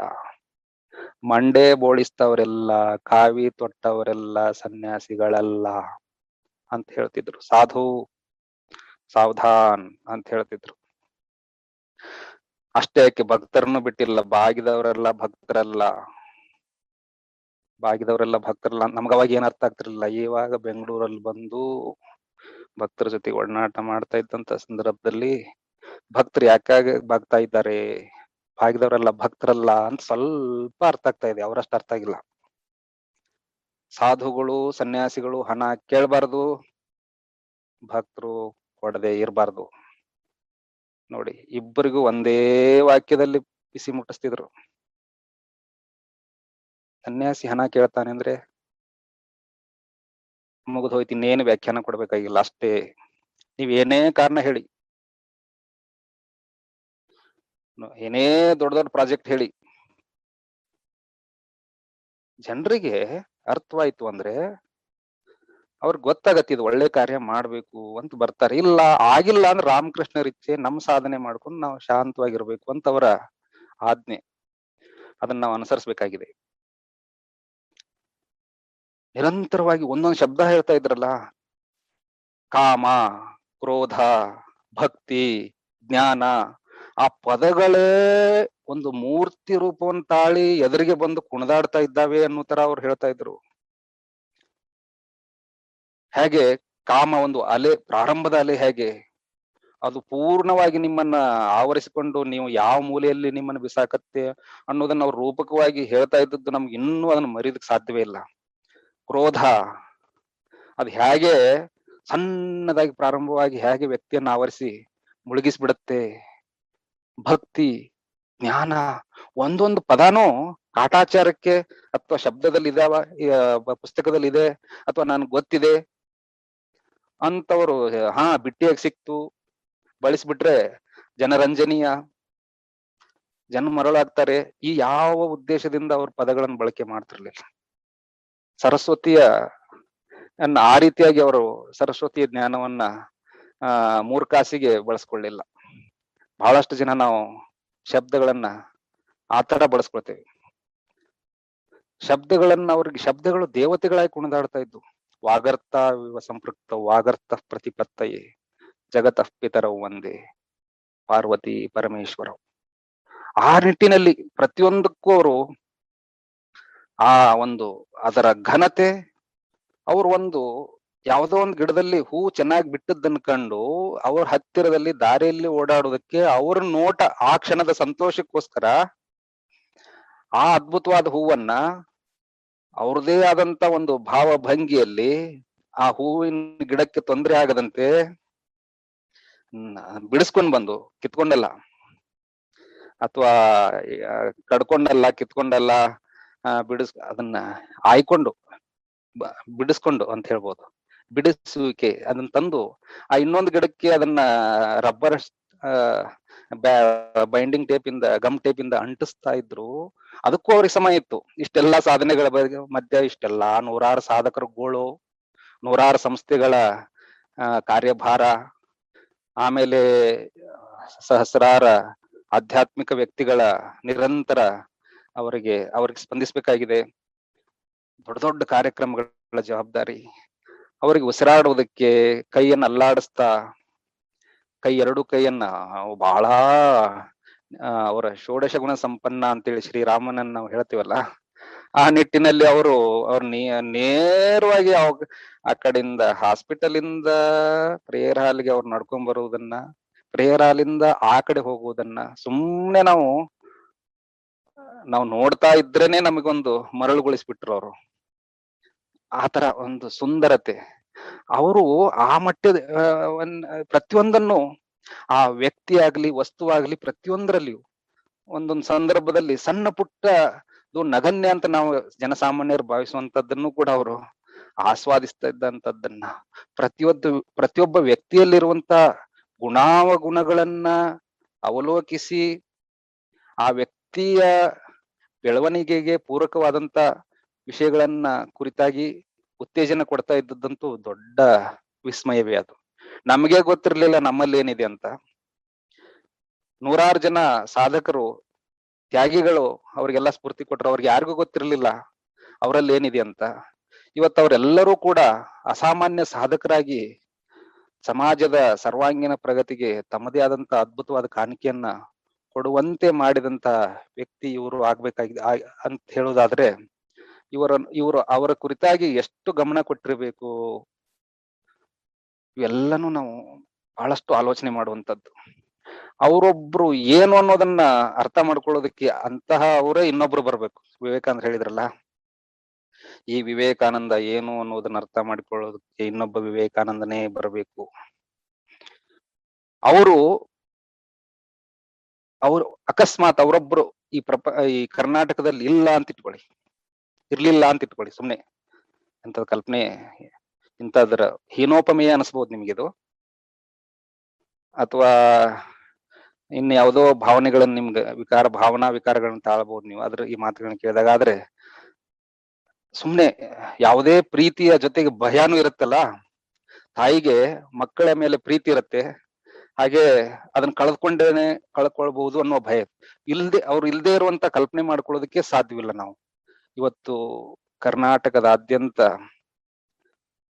ಸಹಸ್ರಾರು ಆಧ್ಯಾತ್ಮಿಕ ಸಾಧಕರಿಗೆ, ನೂರಾರು ಸಂಘ ಸಂಸ್ಥೆಗಳಿಗೆ, ನೂರಾರು ಸಾಧಕರಿಗೆ, ಎಲ್ಲಾ ಕ್ಷೇತ್ರಗಳಲ್ಲಿ ಶಿಕ್ಷಕರು, ಸಂಗೀತಗಾರರು, ಲೇಖಕರು ಏನೆಲ್ಲ ಬಂದಿದ್ದಾರೆ. ನಮ್ಗೆ ಗೊತ್ತಿರೋದು ಅಲ್ಪ. ರಾಮಕೃಷ್ಣ ಆಶ್ರಮಗಳ ಸಂಪರ್ಕಕ್ಕೆ ಬಾರದೇನೆ ಅವರಿಂದ ಸ್ಫೂರ್ತಿ ಪಡೆದವರು ಅದೆಷ್ಟೋ ಅಂತ ವ್ಯಕ್ತಿಗಳೆಲ್ಲ ಇದ್ದಾರೆ. ಅದೆಲ್ಲ ಹೇಗ್ ಸಾಧ್ಯವಾಯ್ತು?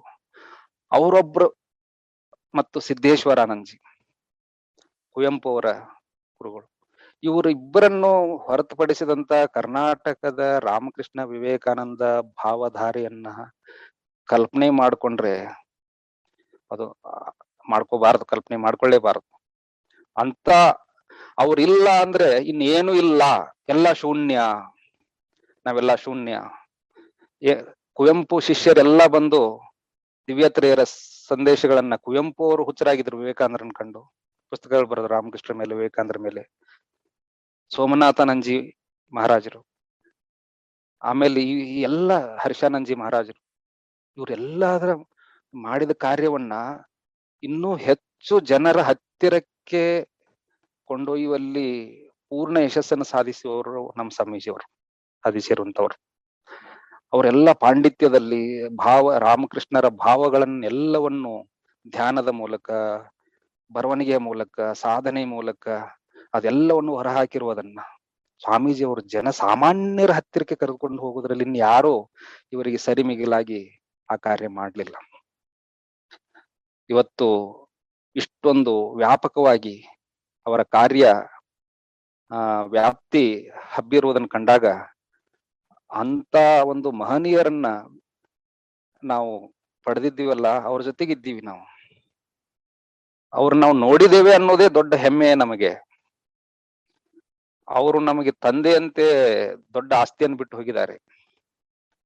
ಇವತ್ತು ನಿಮಗೆ ಉತ್ಪ್ರೇಕ್ಷೆ ಅನಿಸ್ಬೋದು, ನಾವು ಏನೂ ಇಲ್ಲ, ಅವ್ರ ಹೆಸರು ಹೇಳಿದ್ರೆ ಸಾಕು, ಅವ್ರ ಹೆಸರಿನಲ್ಲೇ ನಮ್ಮೆಲ್ಲಾ ಸಂಸ್ಥೆಗಳು ನಡೀತಾ ಇದೆ. ಅವ್ರ ಹೆಸರಿನ ಆಸರೆ ಸಾಕು. ಇವತ್ ನಾವೇನು ಮಾಡ್ಲಿಲ್ಲ, ನಮ್ಮ ಸ್ವಶಕ್ತಿಯಿಂದ ನಾವ್ ಏನು ಸಾಧನೆ ಮಾಡೋದಕ್ಕಾಗ್ಲಿಲ್ಲ. ಆದ್ರೆ ಅವರು ಅಗೋಚರವಾಗಿ, ನಾನು I am a voice without form ಅಂತ ವಿವೇಕಾನಂದ್ರ ಹೇಳ್ತಾರಲ್ಲ, ಸ್ವಾಮೀಜಿ ಬಗ್ಗೆನೂ ಹಾಗೆ ಹೇಳ್ಬೇಕು ನಾವು. ಆ ತರದ ಒಂದು ಇಂಪ್ಯಾಕ್ಟ್ ಕ್ರಿಯೇಟ್ ಮಾಡಿ ಹೋಗಿದ್ದಾರೆ. ಅವರು ಅಗೋಚರವಾದಂತ ಅಮೂರ್ತ ಆ ಒಂದು ಪ್ರಭಾವ ನಮ್ಮನ್ನ ಇವತ್ತು ಒಬ್ಬ ತಂದೆ ಆಸ್ತಿ ಮಾಡಿಟ್ಟು ಹೋದ್ರೆ ಮಕ್ಕಳು ಹೇಗೆ ಆರಾಮಾಗಿ ಅನುಭವಿಸ್ತಾರಲ್ಲ, ಅವರು ನಮಗೆ ಮಾಡಿಟ್ಟ ಆಸ್ತಿ ಇವತ್ತು ನಾವೇನೆಲ್ಲ ನಮ್ಮ ದೊಡ್ಡ ಆಶ್ರಮಗಳು, ನಮ್ಮ ಭಕ್ತ ಸಮೂಹ, ಸುರೇಶ್ ಮುನ್ನಾರ್ ಅವರು ಈ ಮಟ್ಟದಲ್ಲಿ ಎಲ್ಲರಿಗೂ ಅವರ ಮಹಿಮೆಯನ್ನು ತಲುಪಿಸ್ತಾ ಇರುವುದನ್ನು ಕಂಡಾಗ ಬಹಳ ಸಂತೋಷ ಅನ್ಸುತ್ತೆ. ಯಾಕೆಂದ್ರೆ ಇವೆಲ್ಲ ಅವರು ಒಬ್ಬೊಬ್ಬರಿಂದನೂ ಒಂದೊಂದು ಕಾರ್ಯವನ್ನು ಮಾಡಿಸಿದ್ರು. ಇವತ್ತು ವಿವೇಕಹಂಸದ ಪ್ರಿಂಟಿಂಗ್ ಪ್ರೆಸ್ ಮೂಲಕ ಎಂತೆಂತ ಅದ್ಭುತವಾದಂತ ಕಾರ್ಯ ನಡೀತು, ಪುಸ್ತಕಗಳು. ಅವರು ಆ ಮಟ್ಟದ ಒಂದು ಪರಿಣಾಮವನ್ನು ಬೀರುವುದಕ್ಕೆ ನಿರಂತರವಾಗಿ ಪ್ರತಿಯೊಬ್ಬರಿಗೂ ಪ್ರೀತಿಯನ್ನು ಕೊಟ್ರು. ಅವ್ರು ಹೇಳ್ತಿದ್ರು, ನನ್ನಲ್ಲಿ ತರುಣರು ಬರ್ತಾರೆ, ಅವ್ರಿಗೆ ನಾನು ಸರಿಯಾದ ಪ್ರೀತಿಯನ್ನು ಕೊಡದೇ ಇದ್ರೆ ಅವರು ಪ್ರೀತಿಯನ್ನು ಹುಡ್ಕೊಂಡು ಹೊರಗಡೆ ಹೋಗ್ತಾರೆ. ಆದ್ರಿಂದ ಅವ್ರಿಗೆ ನಾನು ಪ್ರೀತಿಯನ್ನು ಕೊಡಬೇಕು. ನೋಡಿ, ಈ ಭಾಷೆಯಲ್ಲಿ ಸಾಕಷ್ಟಿದೆ ಆಲೋಚನೆ ಮಾಡೋದಕ್ಕೆ. ನನ್ನ ಹತ್ತಿರ ಬಂದವ್ರಿಗೆ ನಾನು ಪ್ರೀತಿಯನ್ನು ಕೊಡದೆ ಹೋದ್ರೆ ಅವ್ರ ಪ್ರೀತಿಯನ್ನು ಹುಡ್ಕೊಂಡು ಎಲ್ಲೋ ಹೋಗ್ತಾರೆ. ಹಾಗೆ ನಮ್ಮನ್ನ ಅವರು ಪ್ರೀತಿಸದೇ ಇದ್ರೆ ನಾವಿನ್ನೆಲ್ಲೋ ಹೋಗ್ತಿದ್ವಿ. ನಾವಿವತ್ತು ಏನಾಗಿದೇವೋ ಅದೆಲ್ಲ ಅವರ ಭಿಕ್ಷೆ.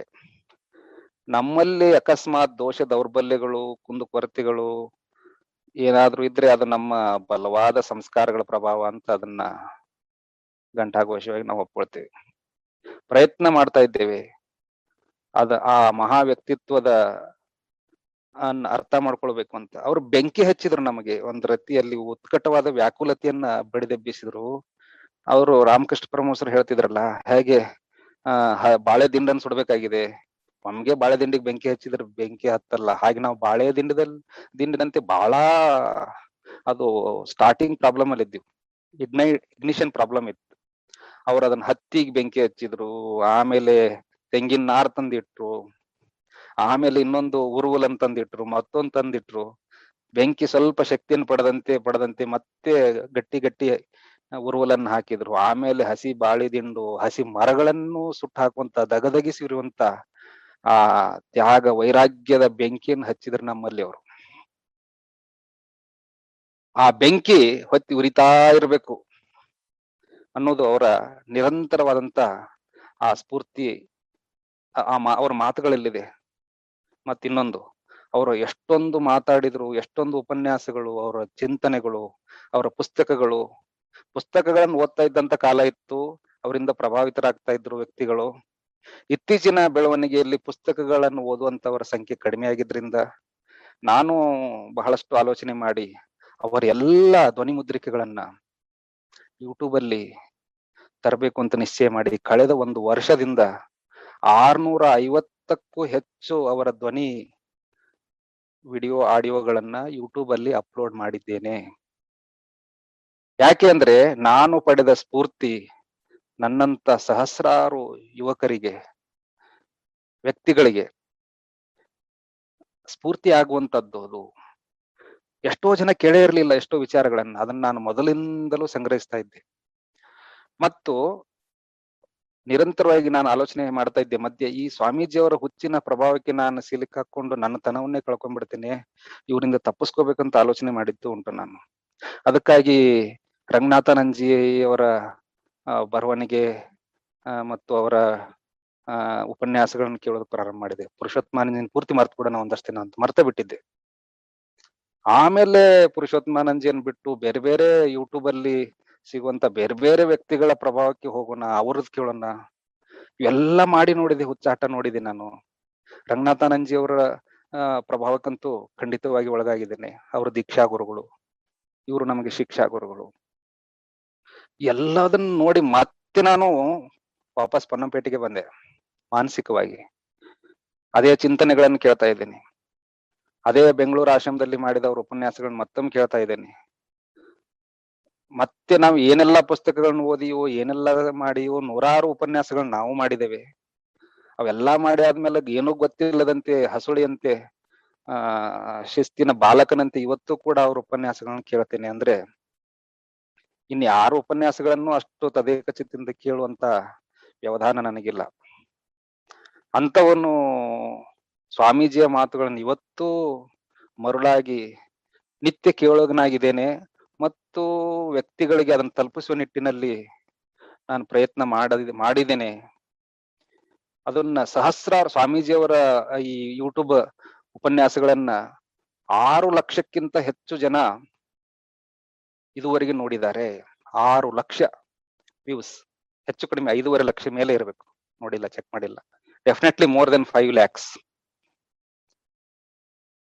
ಸ್ವಾಮೀಜಿ ಅವರಿಗೆ ಇಂಥದೆಲ್ಲ ಕಂಡ್ರೆ ಬಹಳ ಇಷ್ಟವಾಗ್ತಿತ್ತು. ಒಳ್ಳೆ ವಿಚಾರಗಳನ್ನ ತಲುಪಿಸ್ಬೇಕು, ಈ ಸಂದೇಶ ಪ್ರಚಾರ ಆಗ್ಬೇಕು. ಅವ್ರ ಪುಸ್ತಕಗಳನ್ನ ಬರೆದಾಗಲಿ, ಅವರ ಧ್ವನಿ ಮುದ್ರಿಕೆಗಳನ್ನ ನಾವು ಕೇಳ್ತಾ ಇದ್ದದ್ದು, ಇನ್ನೊಬ್ರಿಗೆ ಕೇಳಿಸ್ತಾ ಇದ್ದದ್ದು, ಅದನ್ನ ಕಲಿತಾ ಇದ್ದದ್ದು, ಅದನ್ನ ಆಸ್ವಾದಿಸ್ತಾ ಇದ್ದದ್ದನ್ನ ಕಂಡು ಅವ್ರು ಖುಷಿ ಪಡ್ತಿದ್ರು. ಹಾಗೆ ರಂಗನಾಥಾನಂದಜಿ ಮಹಾರಾಜರ ಹತ್ತಿರ ಹೋದಾಗ ನಾನು ಹೇಳಿದೆ, ನಿಮ್ ಎಲ್ಲಾ ಉಪನ್ಯಾಸಗಳ ಸಂಗ್ರಹ ಮಾಡಿದ್ದೇನೆ ಸ್ವಾಮೀಜಿ ಅಂತ.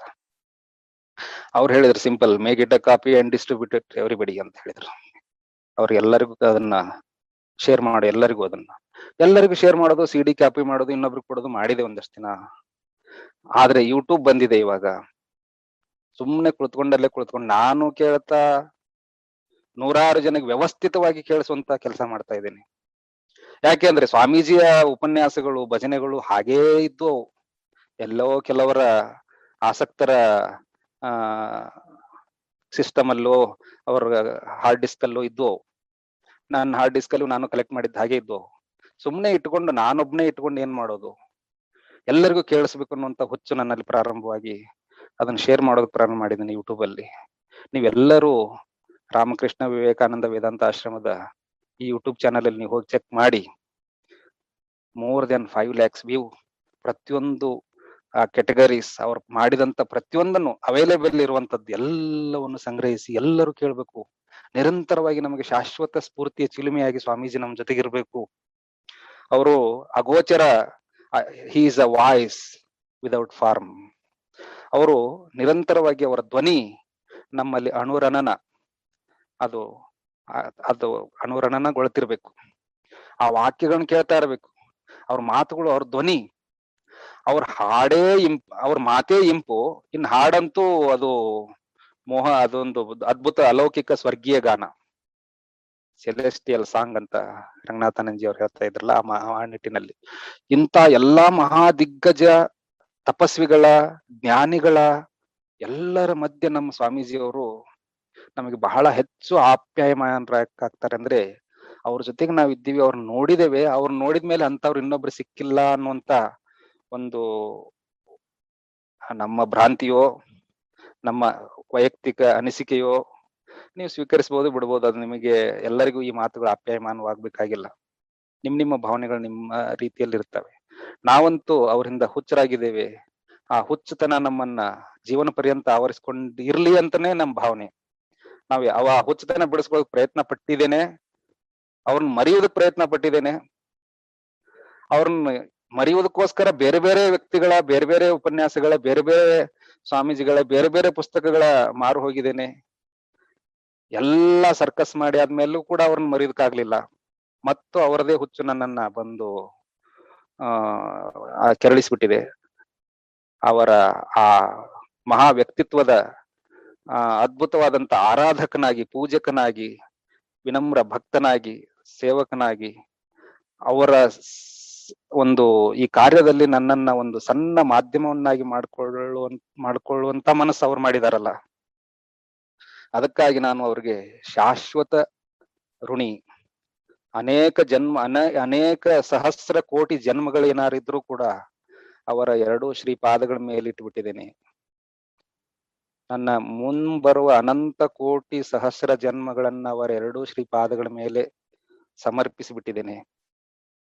ಅವರನ್ನುಳಿದು ಈ ಬದುಕು ಇನ್ನಿಲ್ಲ, ಅವರನ್ನು ಮರೆತು ಇನ್ನೇನು ಆಲೋಚನೆ ಮಾಡೋದಕ್ಕೆ ಸಾಧ್ಯವಿಲ್ಲ. ಹಾಗೆ ಅವರೇ ಎಲ್ಲವೂ ಆಗಿ ಹೋಗ್ಬಿಟ್ಟಿದ್ದಾರೆ ಅನ್ನುವ ಆ ಭಾವದಲ್ಲಿ ಕೃತಕೃತ್ಯನಾಗಿದ್ದೇನೆ, ಸಂತೋಷವಾಗಿದ್ದೇನೆ, ನೆಮ್ಮದಿಯಾಗಿ ಬಂದಿದೆ. ಇನ್ನೂ ಈ ಕಾಲದ ಒಂದು ಗಡಿ ನನ್ನನ್ನ ನಿರಂತರವಾಗಿ ನೆನಪಿಸ್ತಾ ಇರೋದ್ರಿಂದ ನಾನು ಬಹಳ ಸುದೀರ್ಘವಾಗಿ ಭಾವಪರಿವಶನಾಗಿ ಈ ಸಲ್ಲದ ಕೆಲವು ಮಾತುಗಳನ್ನ ಆಡಿದ್ರೆ ನೀವೆಲ್ಲ ಅದನ್ನ ಅದನ್ನ ಉದಾರವಾಗಿ ಸ್ವೀಕರಿಸಬೇಕು ಅಂತ ನನ್ನ ಭಾವನೆ. ನಿಮಗೆ ಪ್ರೇರಣೆಯ ರೂಪದಲ್ಲಿ ಕೆಲವು ಮಾತುಗಳನ್ನ ಹೇಳಿದ್ರೆ ಅದು ಅವ್ರ ಕೃಪೆ. ಅವರನ್ನ ವರ್ಣಿಸುವ ನಿಟ್ಟಿನಲ್ಲಿ ನಾನೇನಾದ್ರೂ ಲೋಪದೋಷಗಳನ್ನ ಮಾಡಿದ್ರೆ ಅದು ನನ್ನ ಒಂದು ಇತಿಮಿತಿ. ಈ ಅವಕಾಶ ಕೊಟ್ಟಿರುವಂತ ಸುರೇಶ್ ಮುನ್ನಾರ್ ಅವರಿಗೆ ಕೃತಜ್ಞತೆ. ಈ ಒಂದು ಭಾವ ವಿನಿಮಯ ಕಾರ್ಯದಲ್ಲಿ ಸಹಸ್ರಾರು ವ್ಯಕ್ತಿಗಳು ಮುಂಬರುವ ದಿನದಲ್ಲಿ ಈ ವಿಚಾರಗಳನ್ನು ಕೇಳಿ ಅನ್ನುವಂತ ಕಾರ್ಯದಲ್ಲಿ ಯೂಟ್ಯೂಬಿನ ಮೂಲಕ ಅವರ ಆಡಿಯೋಗಳನ್ನ ಶೇರ್ ಮಾಡ್ತಾ ಇದ್ದೇನೆ. ತಾವೆಲ್ಲ ನೋಡಬೇಕು, ಕೇಳಬೇಕು ಅಂತ ಕಳಕಳಿಯ ವಿನಂತಿ. ಈ ಎಲ್ಲದರ ಮಧ್ಯ ಈ ಆನ್ಲೈನ್ ಮೂಲಕ ಕೇಳ್ತಾ ಇರುವಂತ ಎಲ್ಲರಿಗೂ ನನ್ನ ಕೃತಜ್ಞತೆಗಳನ್ನ ಅರ್ಪಿಸಿ ನನ್ನ ಮಾತುಗಳನ್ನು ಮುಗಿಸ್ತಾ ಇದ್ದೇನೆ. ಹರಿ ಓಂ ತತ್ಸತ್. ಶ್ರೀರಾಮಕೃಷ್ಣಾರ್ಪಣಮಸ್ತು. ಧನ್ಯವಾದಗಳು ಸ್ವಾಮೀಜಿ. ಆತ್ಮೀಯರೇ, ಕಳೆದ ಅನೇಕ ವಾರಗಳಿಂದ ಮತ್ತೆ ಕಳೆದ ಸುಮಾರು ವಾರಗಳಿಂದ ಕೋವಿಡ್ನ ಮುಂಚೆ ಕೂಡ ನಾವು ಪರಮ ಪೂಜ್ಯ ಸ್ವಾಮಿ ಪುರುಷೋತ್ತಮಾನಂದಜಿ ಅವರ ವ್ಯಕ್ತಿತ್ವದ ಒಂದು ಅರ್ಥವನ್ನ ಮಾಡ್ಕೊಳ್ಳೋದಕ್ಕೆ ಪ್ರಯತ್ನ ಪಡ್ತಾ ಇದ್ದೀವಿ ಅಂತಂದ್ರೆ ತಪ್ಪಾಗ್ಲಾರ್ದು.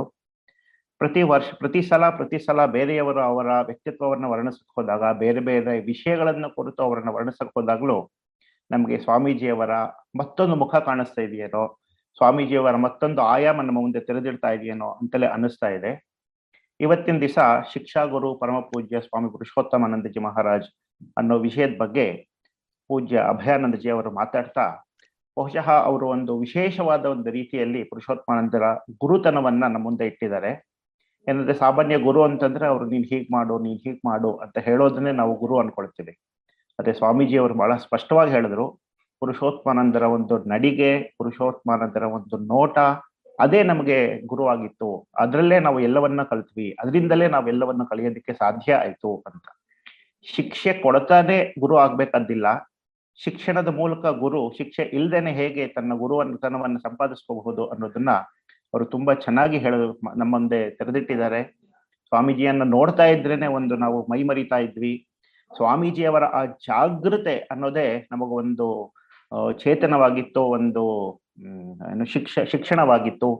ಸ್ವಾಮೀಜಿಯವರಲ್ಲಿ ಯಾವುದೇ ಒಂದು ಪಠ್ಯ ಪುಸ್ತಕ ಅಥವಾ ಸಿಲೆಬಸ್ ಇರಲಿಲ್ಲ, ಅವರೇ ಒಂದು ನಮಗೆ ಸಿಲೆಬಸ್ ಆಗಿದ್ರು. ಅದರಿಂದಲೇ ನಾವೆಲ್ಲವನ್ನ ಕಲಿತೀವಿ ಅನ್ನೋ ಒಂದು ವಿಶೇಷವಾದ ತಮ್ಮ ಅನುಭವಗಳನ್ನ ಭಾವಪೂರ್ವಕವಾಗಿ ನಮ್ಮೊಂದಿಗೆ ಹಂಚಿಕೊಂಡಿದ್ದಾರೆ. ಜೊತೆಗೆ ಸ್ವಾಮೀಜಿಯವರ ಕೆಲವರು ಪಂಚ್ ಲೈನ್ಸ್, ಹೆಚ್ಚು ಮಾಡಬೇಡ, ಮಾಡೋದ್ ಬಿಡಬೇಡ ಅನ್ನೋ ಕೆಲವು ಪಂಚ್ ಲೈನ್ ಕೂಡ ನಮಗೆ ಮತ್ತೆ ಅದನ್ನ ನಮಗೆ ಜ್ಞಾಪಿಸ್ಕೊಟ್ಟಿದ್ದಾರೆ. ಇಂದಿನ ಈ ವಿಶೇಷ ಕಾರ್ಯಕ್ರಮದಲ್ಲಿ ವಿಶೇಷವಾದಂತಹ ಈ ಒಂದು ಮಾತುಗಳನ್ನ ನಮ್ಮ ಮುಂದೆ ಇಟ್ಟಿದ್ದಕ್ಕಾಗಿ ಪರಮ ಪೂಜ್ಯ ಸ್ವಾಮಿ ಅಭಯಾನಂದಜಿ ಮಹಾರಾಜ್ ಅವರಿಗೆ ವಿವೇಕಹಂಸದ ಎಲ್ಲ ನೋಡುಗರ ಫಲವಾಗಿ ಅನಂತ ಭಕ್ತಿಪೂರ್ವಕ ಪ್ರಣಾಮಗಳನ್ನು ಸಲ್ಲಿಸೋದಕ್ಕೆ ಇಷ್ಟಪಡ್ತೇನೆ. ಈ ಸಂದರ್ಭದಲ್ಲಿ ಬಹುಶಃ ನನಗೆ ತೋಚಿದ ಒಂದು ಘಟನೆಯನ್ನ ನಿಮ್ಮ ಮುಂದೆ ಹಂಚ್ಕೊಳ್ಳೋದಕ್ಕೆ ಕೂಡ ಇಷ್ಟಪಡ್ತೇನೆ. ಯಾಕೆಂದ್ರೆ ಇವತ್ತಿನ ವಿಷಯ ಶಿಕ್ಷಾ ಗುರು ಪರಮ ಪೂಜ್ಯ ಸ್ವಾಮಿ ಪುರುಷೋತ್ತಮಾನಂದಜಿ ಅಂತ ಹೇಳಿದ್ರಿಂದ ಅವರು ಕೇವಲ ಗುರು, ಎಂತಹ ಗುರು ಆಗಿದ್ರು ಅನ್ನೋದಕ್ಕೆ ನನಗೆ ಗೊತ್ತಾದಂತಹ ಒಂದು ಘಟನೆ. ನಾವೆಲ್ಲ ನಿಮ್ಗೆಲ್ಲ ಗೊತ್ತಿರೋ ಹಾಗೆ ವಿವೇಕಾನಂದ ಬಾಲಕ ಸಂಘದಿಂದ ಬೆಳೆದು ಬಂದವರು. ನಮಗೆ ಅಲ್ಲಿ ರಾಮಕೃಷ್ಣರು, ವಿವೇಕಾನಂದರು ಬಹುಶಃ ನಾವು ಎಷ್ಟೋ ಸಲ ಸಮಯದ ಅಭಾವದಿಂದ ಗರ್ಭಗುಡಿಗೆ ಹೋಗ್ತಾನೆ ಇರಲಿಲ್ಲ, ಆದ್ರೆ ಪುರುಷೋತ್ತಮನ ನೋಡದೆ ಬರ್ತಾ ಇರ್ಲಿಲ್ಲ ನಾವು. ಈ ತರದ ಒಬ್ಬ ಬಾಲಕ ನಮ್ಮ ಜೊತೆಗೆ ಇದ್ದವರು ಅವರ ಪದವಿಯನ್ನು ಮುಗಿದ್ಮೇಲೆ ಉನ್ನತ ಶಿಕ್ಷಣದ ವ್ಯಾಸಂಗಕ್ಕಾಗಿ ಅಮೆರಿಕಾಗೆ ಹೋಗ್ತಾರೆ. ಬಹುಶಃ ನಮಗೆಲ್ಲ ಗೊತ್ತಿರೋ ಹಾಗೆ ಆ ಬಾಲಕನನ್ನ ಸ್ವಾಮೀಜಿಯವರು ಬಹಳ ತೀಡಿ ಒಂದು ಒಳ್ಳೆಯ ವ್ಯಕ್ತಿತ್ವ ಬರೋ ತರ ನೋಡ್ತಾ ಇದ್ರು. ನಮಗೂ ಕೂಡ ಆ ಒಬ್ಬ ಬಾಲಕ ಒಂದು ಆದರ್ಶ ಬಾಲಕನ ತರನೇ ಇರ್ತಾ ಇದ್ರು, ನಮಗಿಂತ ಹಿರಿಯರು. ಅವರು ಅಮೆರಿಕಕ್ಕೆ ಹೋಗಿ ಅಲ್ಲಿ ಶಿಕ್ಷಣವನ್ನು ಮುಗಿಸ್ಕೊಂಡ್ಮೇಲೆ ಅನೇಕ ವರ್ಷಗಳಾದ್ಮೇಲೆ ಅವರು ಬೆಂಗಳೂರಿಗೆ ಬಂದಿದ್ದು ಸ್ವಾಮೀಜಿ ಗೊತ್ತಾಯ್ತು. 2-3 ದಿವಸ ಅವರು ಸ್ವಾಮೀಜಿನ ನೋಡಕ್ಕೆ ಬರಕ್ಕಾಗ್ಲಿಲ್ಲ, ಏನ್ ಕಾರಣ ಗೊತ್ತಿಲ್ಲ. ಆದ್ರೆ ಸ್ವಾಮೀಜಿಗೆ ತವಕ ಎಷ್ಟಿತ್ತು ಅಂದ್ರೆ, ನನ್ನ ಜೊತೆ ಇದ್ದೊಂದು, ನನ್ನ ಜೊತೆ ಬಾಲಕ ಸಂಘದಲ್ಲಿ ಇದ್ದವರು ಬಾಲಕ ಮತ್ತೆ ಬೆಂಗಳೂರಿಗೆ ಬಂದಿದ್ದಾನೆ ಅಂತ ಅವ್ರು ತಡ್ಕೊಳ್ಳಾರ್ದೆ ಸ್ವಾಮೀಜಿನೇ ಸ್ವತಃ ಆ ಬಾಲಕನ ಮನೆಗೆ ಹೋಗಿ ಅವನನ್ನ ಮಾತಾಡ್ಸ್ಕೊಂಡು ಬರೋದಕ್ಕೆ ಹೋಗ್ತಾರೆ. ಬಹುಶಃ ಇಂಥ ಗುರುಗಳನ್ನ ನಾವು ನೋಡೋದಕ್ಕೆ ಸಾಧ್ಯನೇ ಇಲ್ಲ. ಅಂತಹ ಗುರುಗಳ ಹತ್ರ ನಾವು ಸ್ವಲ್ಪ ದಿವಸ ಇದ್ವಿ. ಅಂತಹ ಗುರುಗಳ ಮಾತುಗಳನ್ನ ನಾವು ಕೇಳಕ್ಕಾಯ್ತು ಅನ್ನೋದೇ ನಮ್ಮ ಸೌಭಾಗ್ಯ. ಸ್ವಾಮೀಜಿಯವರು ಹೇಳದಂಗೆ ಅದೇ ನಮ್ಮ ಪುಣ್ಯ ಅಂತ ಹೇಳ್ತಾ ಇವತ್ತಿನ ಈ ಕಾರ್ಯಕ್ರಮವನ್ನ ಇಲ್ಲಿಗೆ ಮುಗಿಸೋಣ. ಓಂ ಪ್ರಿಯತಾಂ ಪುಂಡರೀಕಾಕ್ಷಃ ಸರ್ವಯಜ್ಞೇಶ್ವರೋ ಹರಿಃ ತಸ್ಮಿನ್ ಸ್ತುಷ್ಟೇ ಜಗತ್ತುಷ್ಟಂ ಪ್ರೀಡಿತೆ ಪ್ರೀಡಿತಂ ಜಗತ್. ಹರಿಃ ಓಂ ತತ್ಸತ್. ಶ್ರೀರಾಮಕೃಷ್ಣಾರ್ಪಣಮಸ್ತು. जय श्री गुरु महाराज जी की जय. जय श्री महामाई की जय. जय श्री स्वामी जी महाराज जी की जय. जय श्रीमद स्वामी पुरुषोत्तमानंद जी महाराज जी की जय. ಧನ್ಯವಾದಗಳು. ಮುಂದಿನ ಭಾನುವಾರ ಮತ್ತೆ ಭೇಟಿಯಾಗೋಣ. ಅದೇ ರೀತಿ ಇವತ್ತಿನ ಸಾಯಂಕಾಲ 6 ಗಂಟೆಯಿಂದ 8 ಗಂಟೆವರೆಗೆ ವಿವೇಕಹಂಸದ ಕಡೆಯಿಂದ ಗುರುಪೂರ್ಣಿಮೆ ಪ್ರಯುಕ್ತ ವಿಶೇಷವಾದಂತಹ ಭಜನೆ ಇದೆ. ಈ ಕಾರ್ಯಕ್ರಮದಲ್ಲಿ ನೀವು ಭಾಗವಹಿಸಿ ನಿಮ್ಮ ಆತ್ಮೀಯರಿಗೂ ತಿಳಿಸಿ ಅಂತ ಹೇಳ್ತಾ ನಮಸ್ಕಾರ, ಧನ್ಯವಾದ.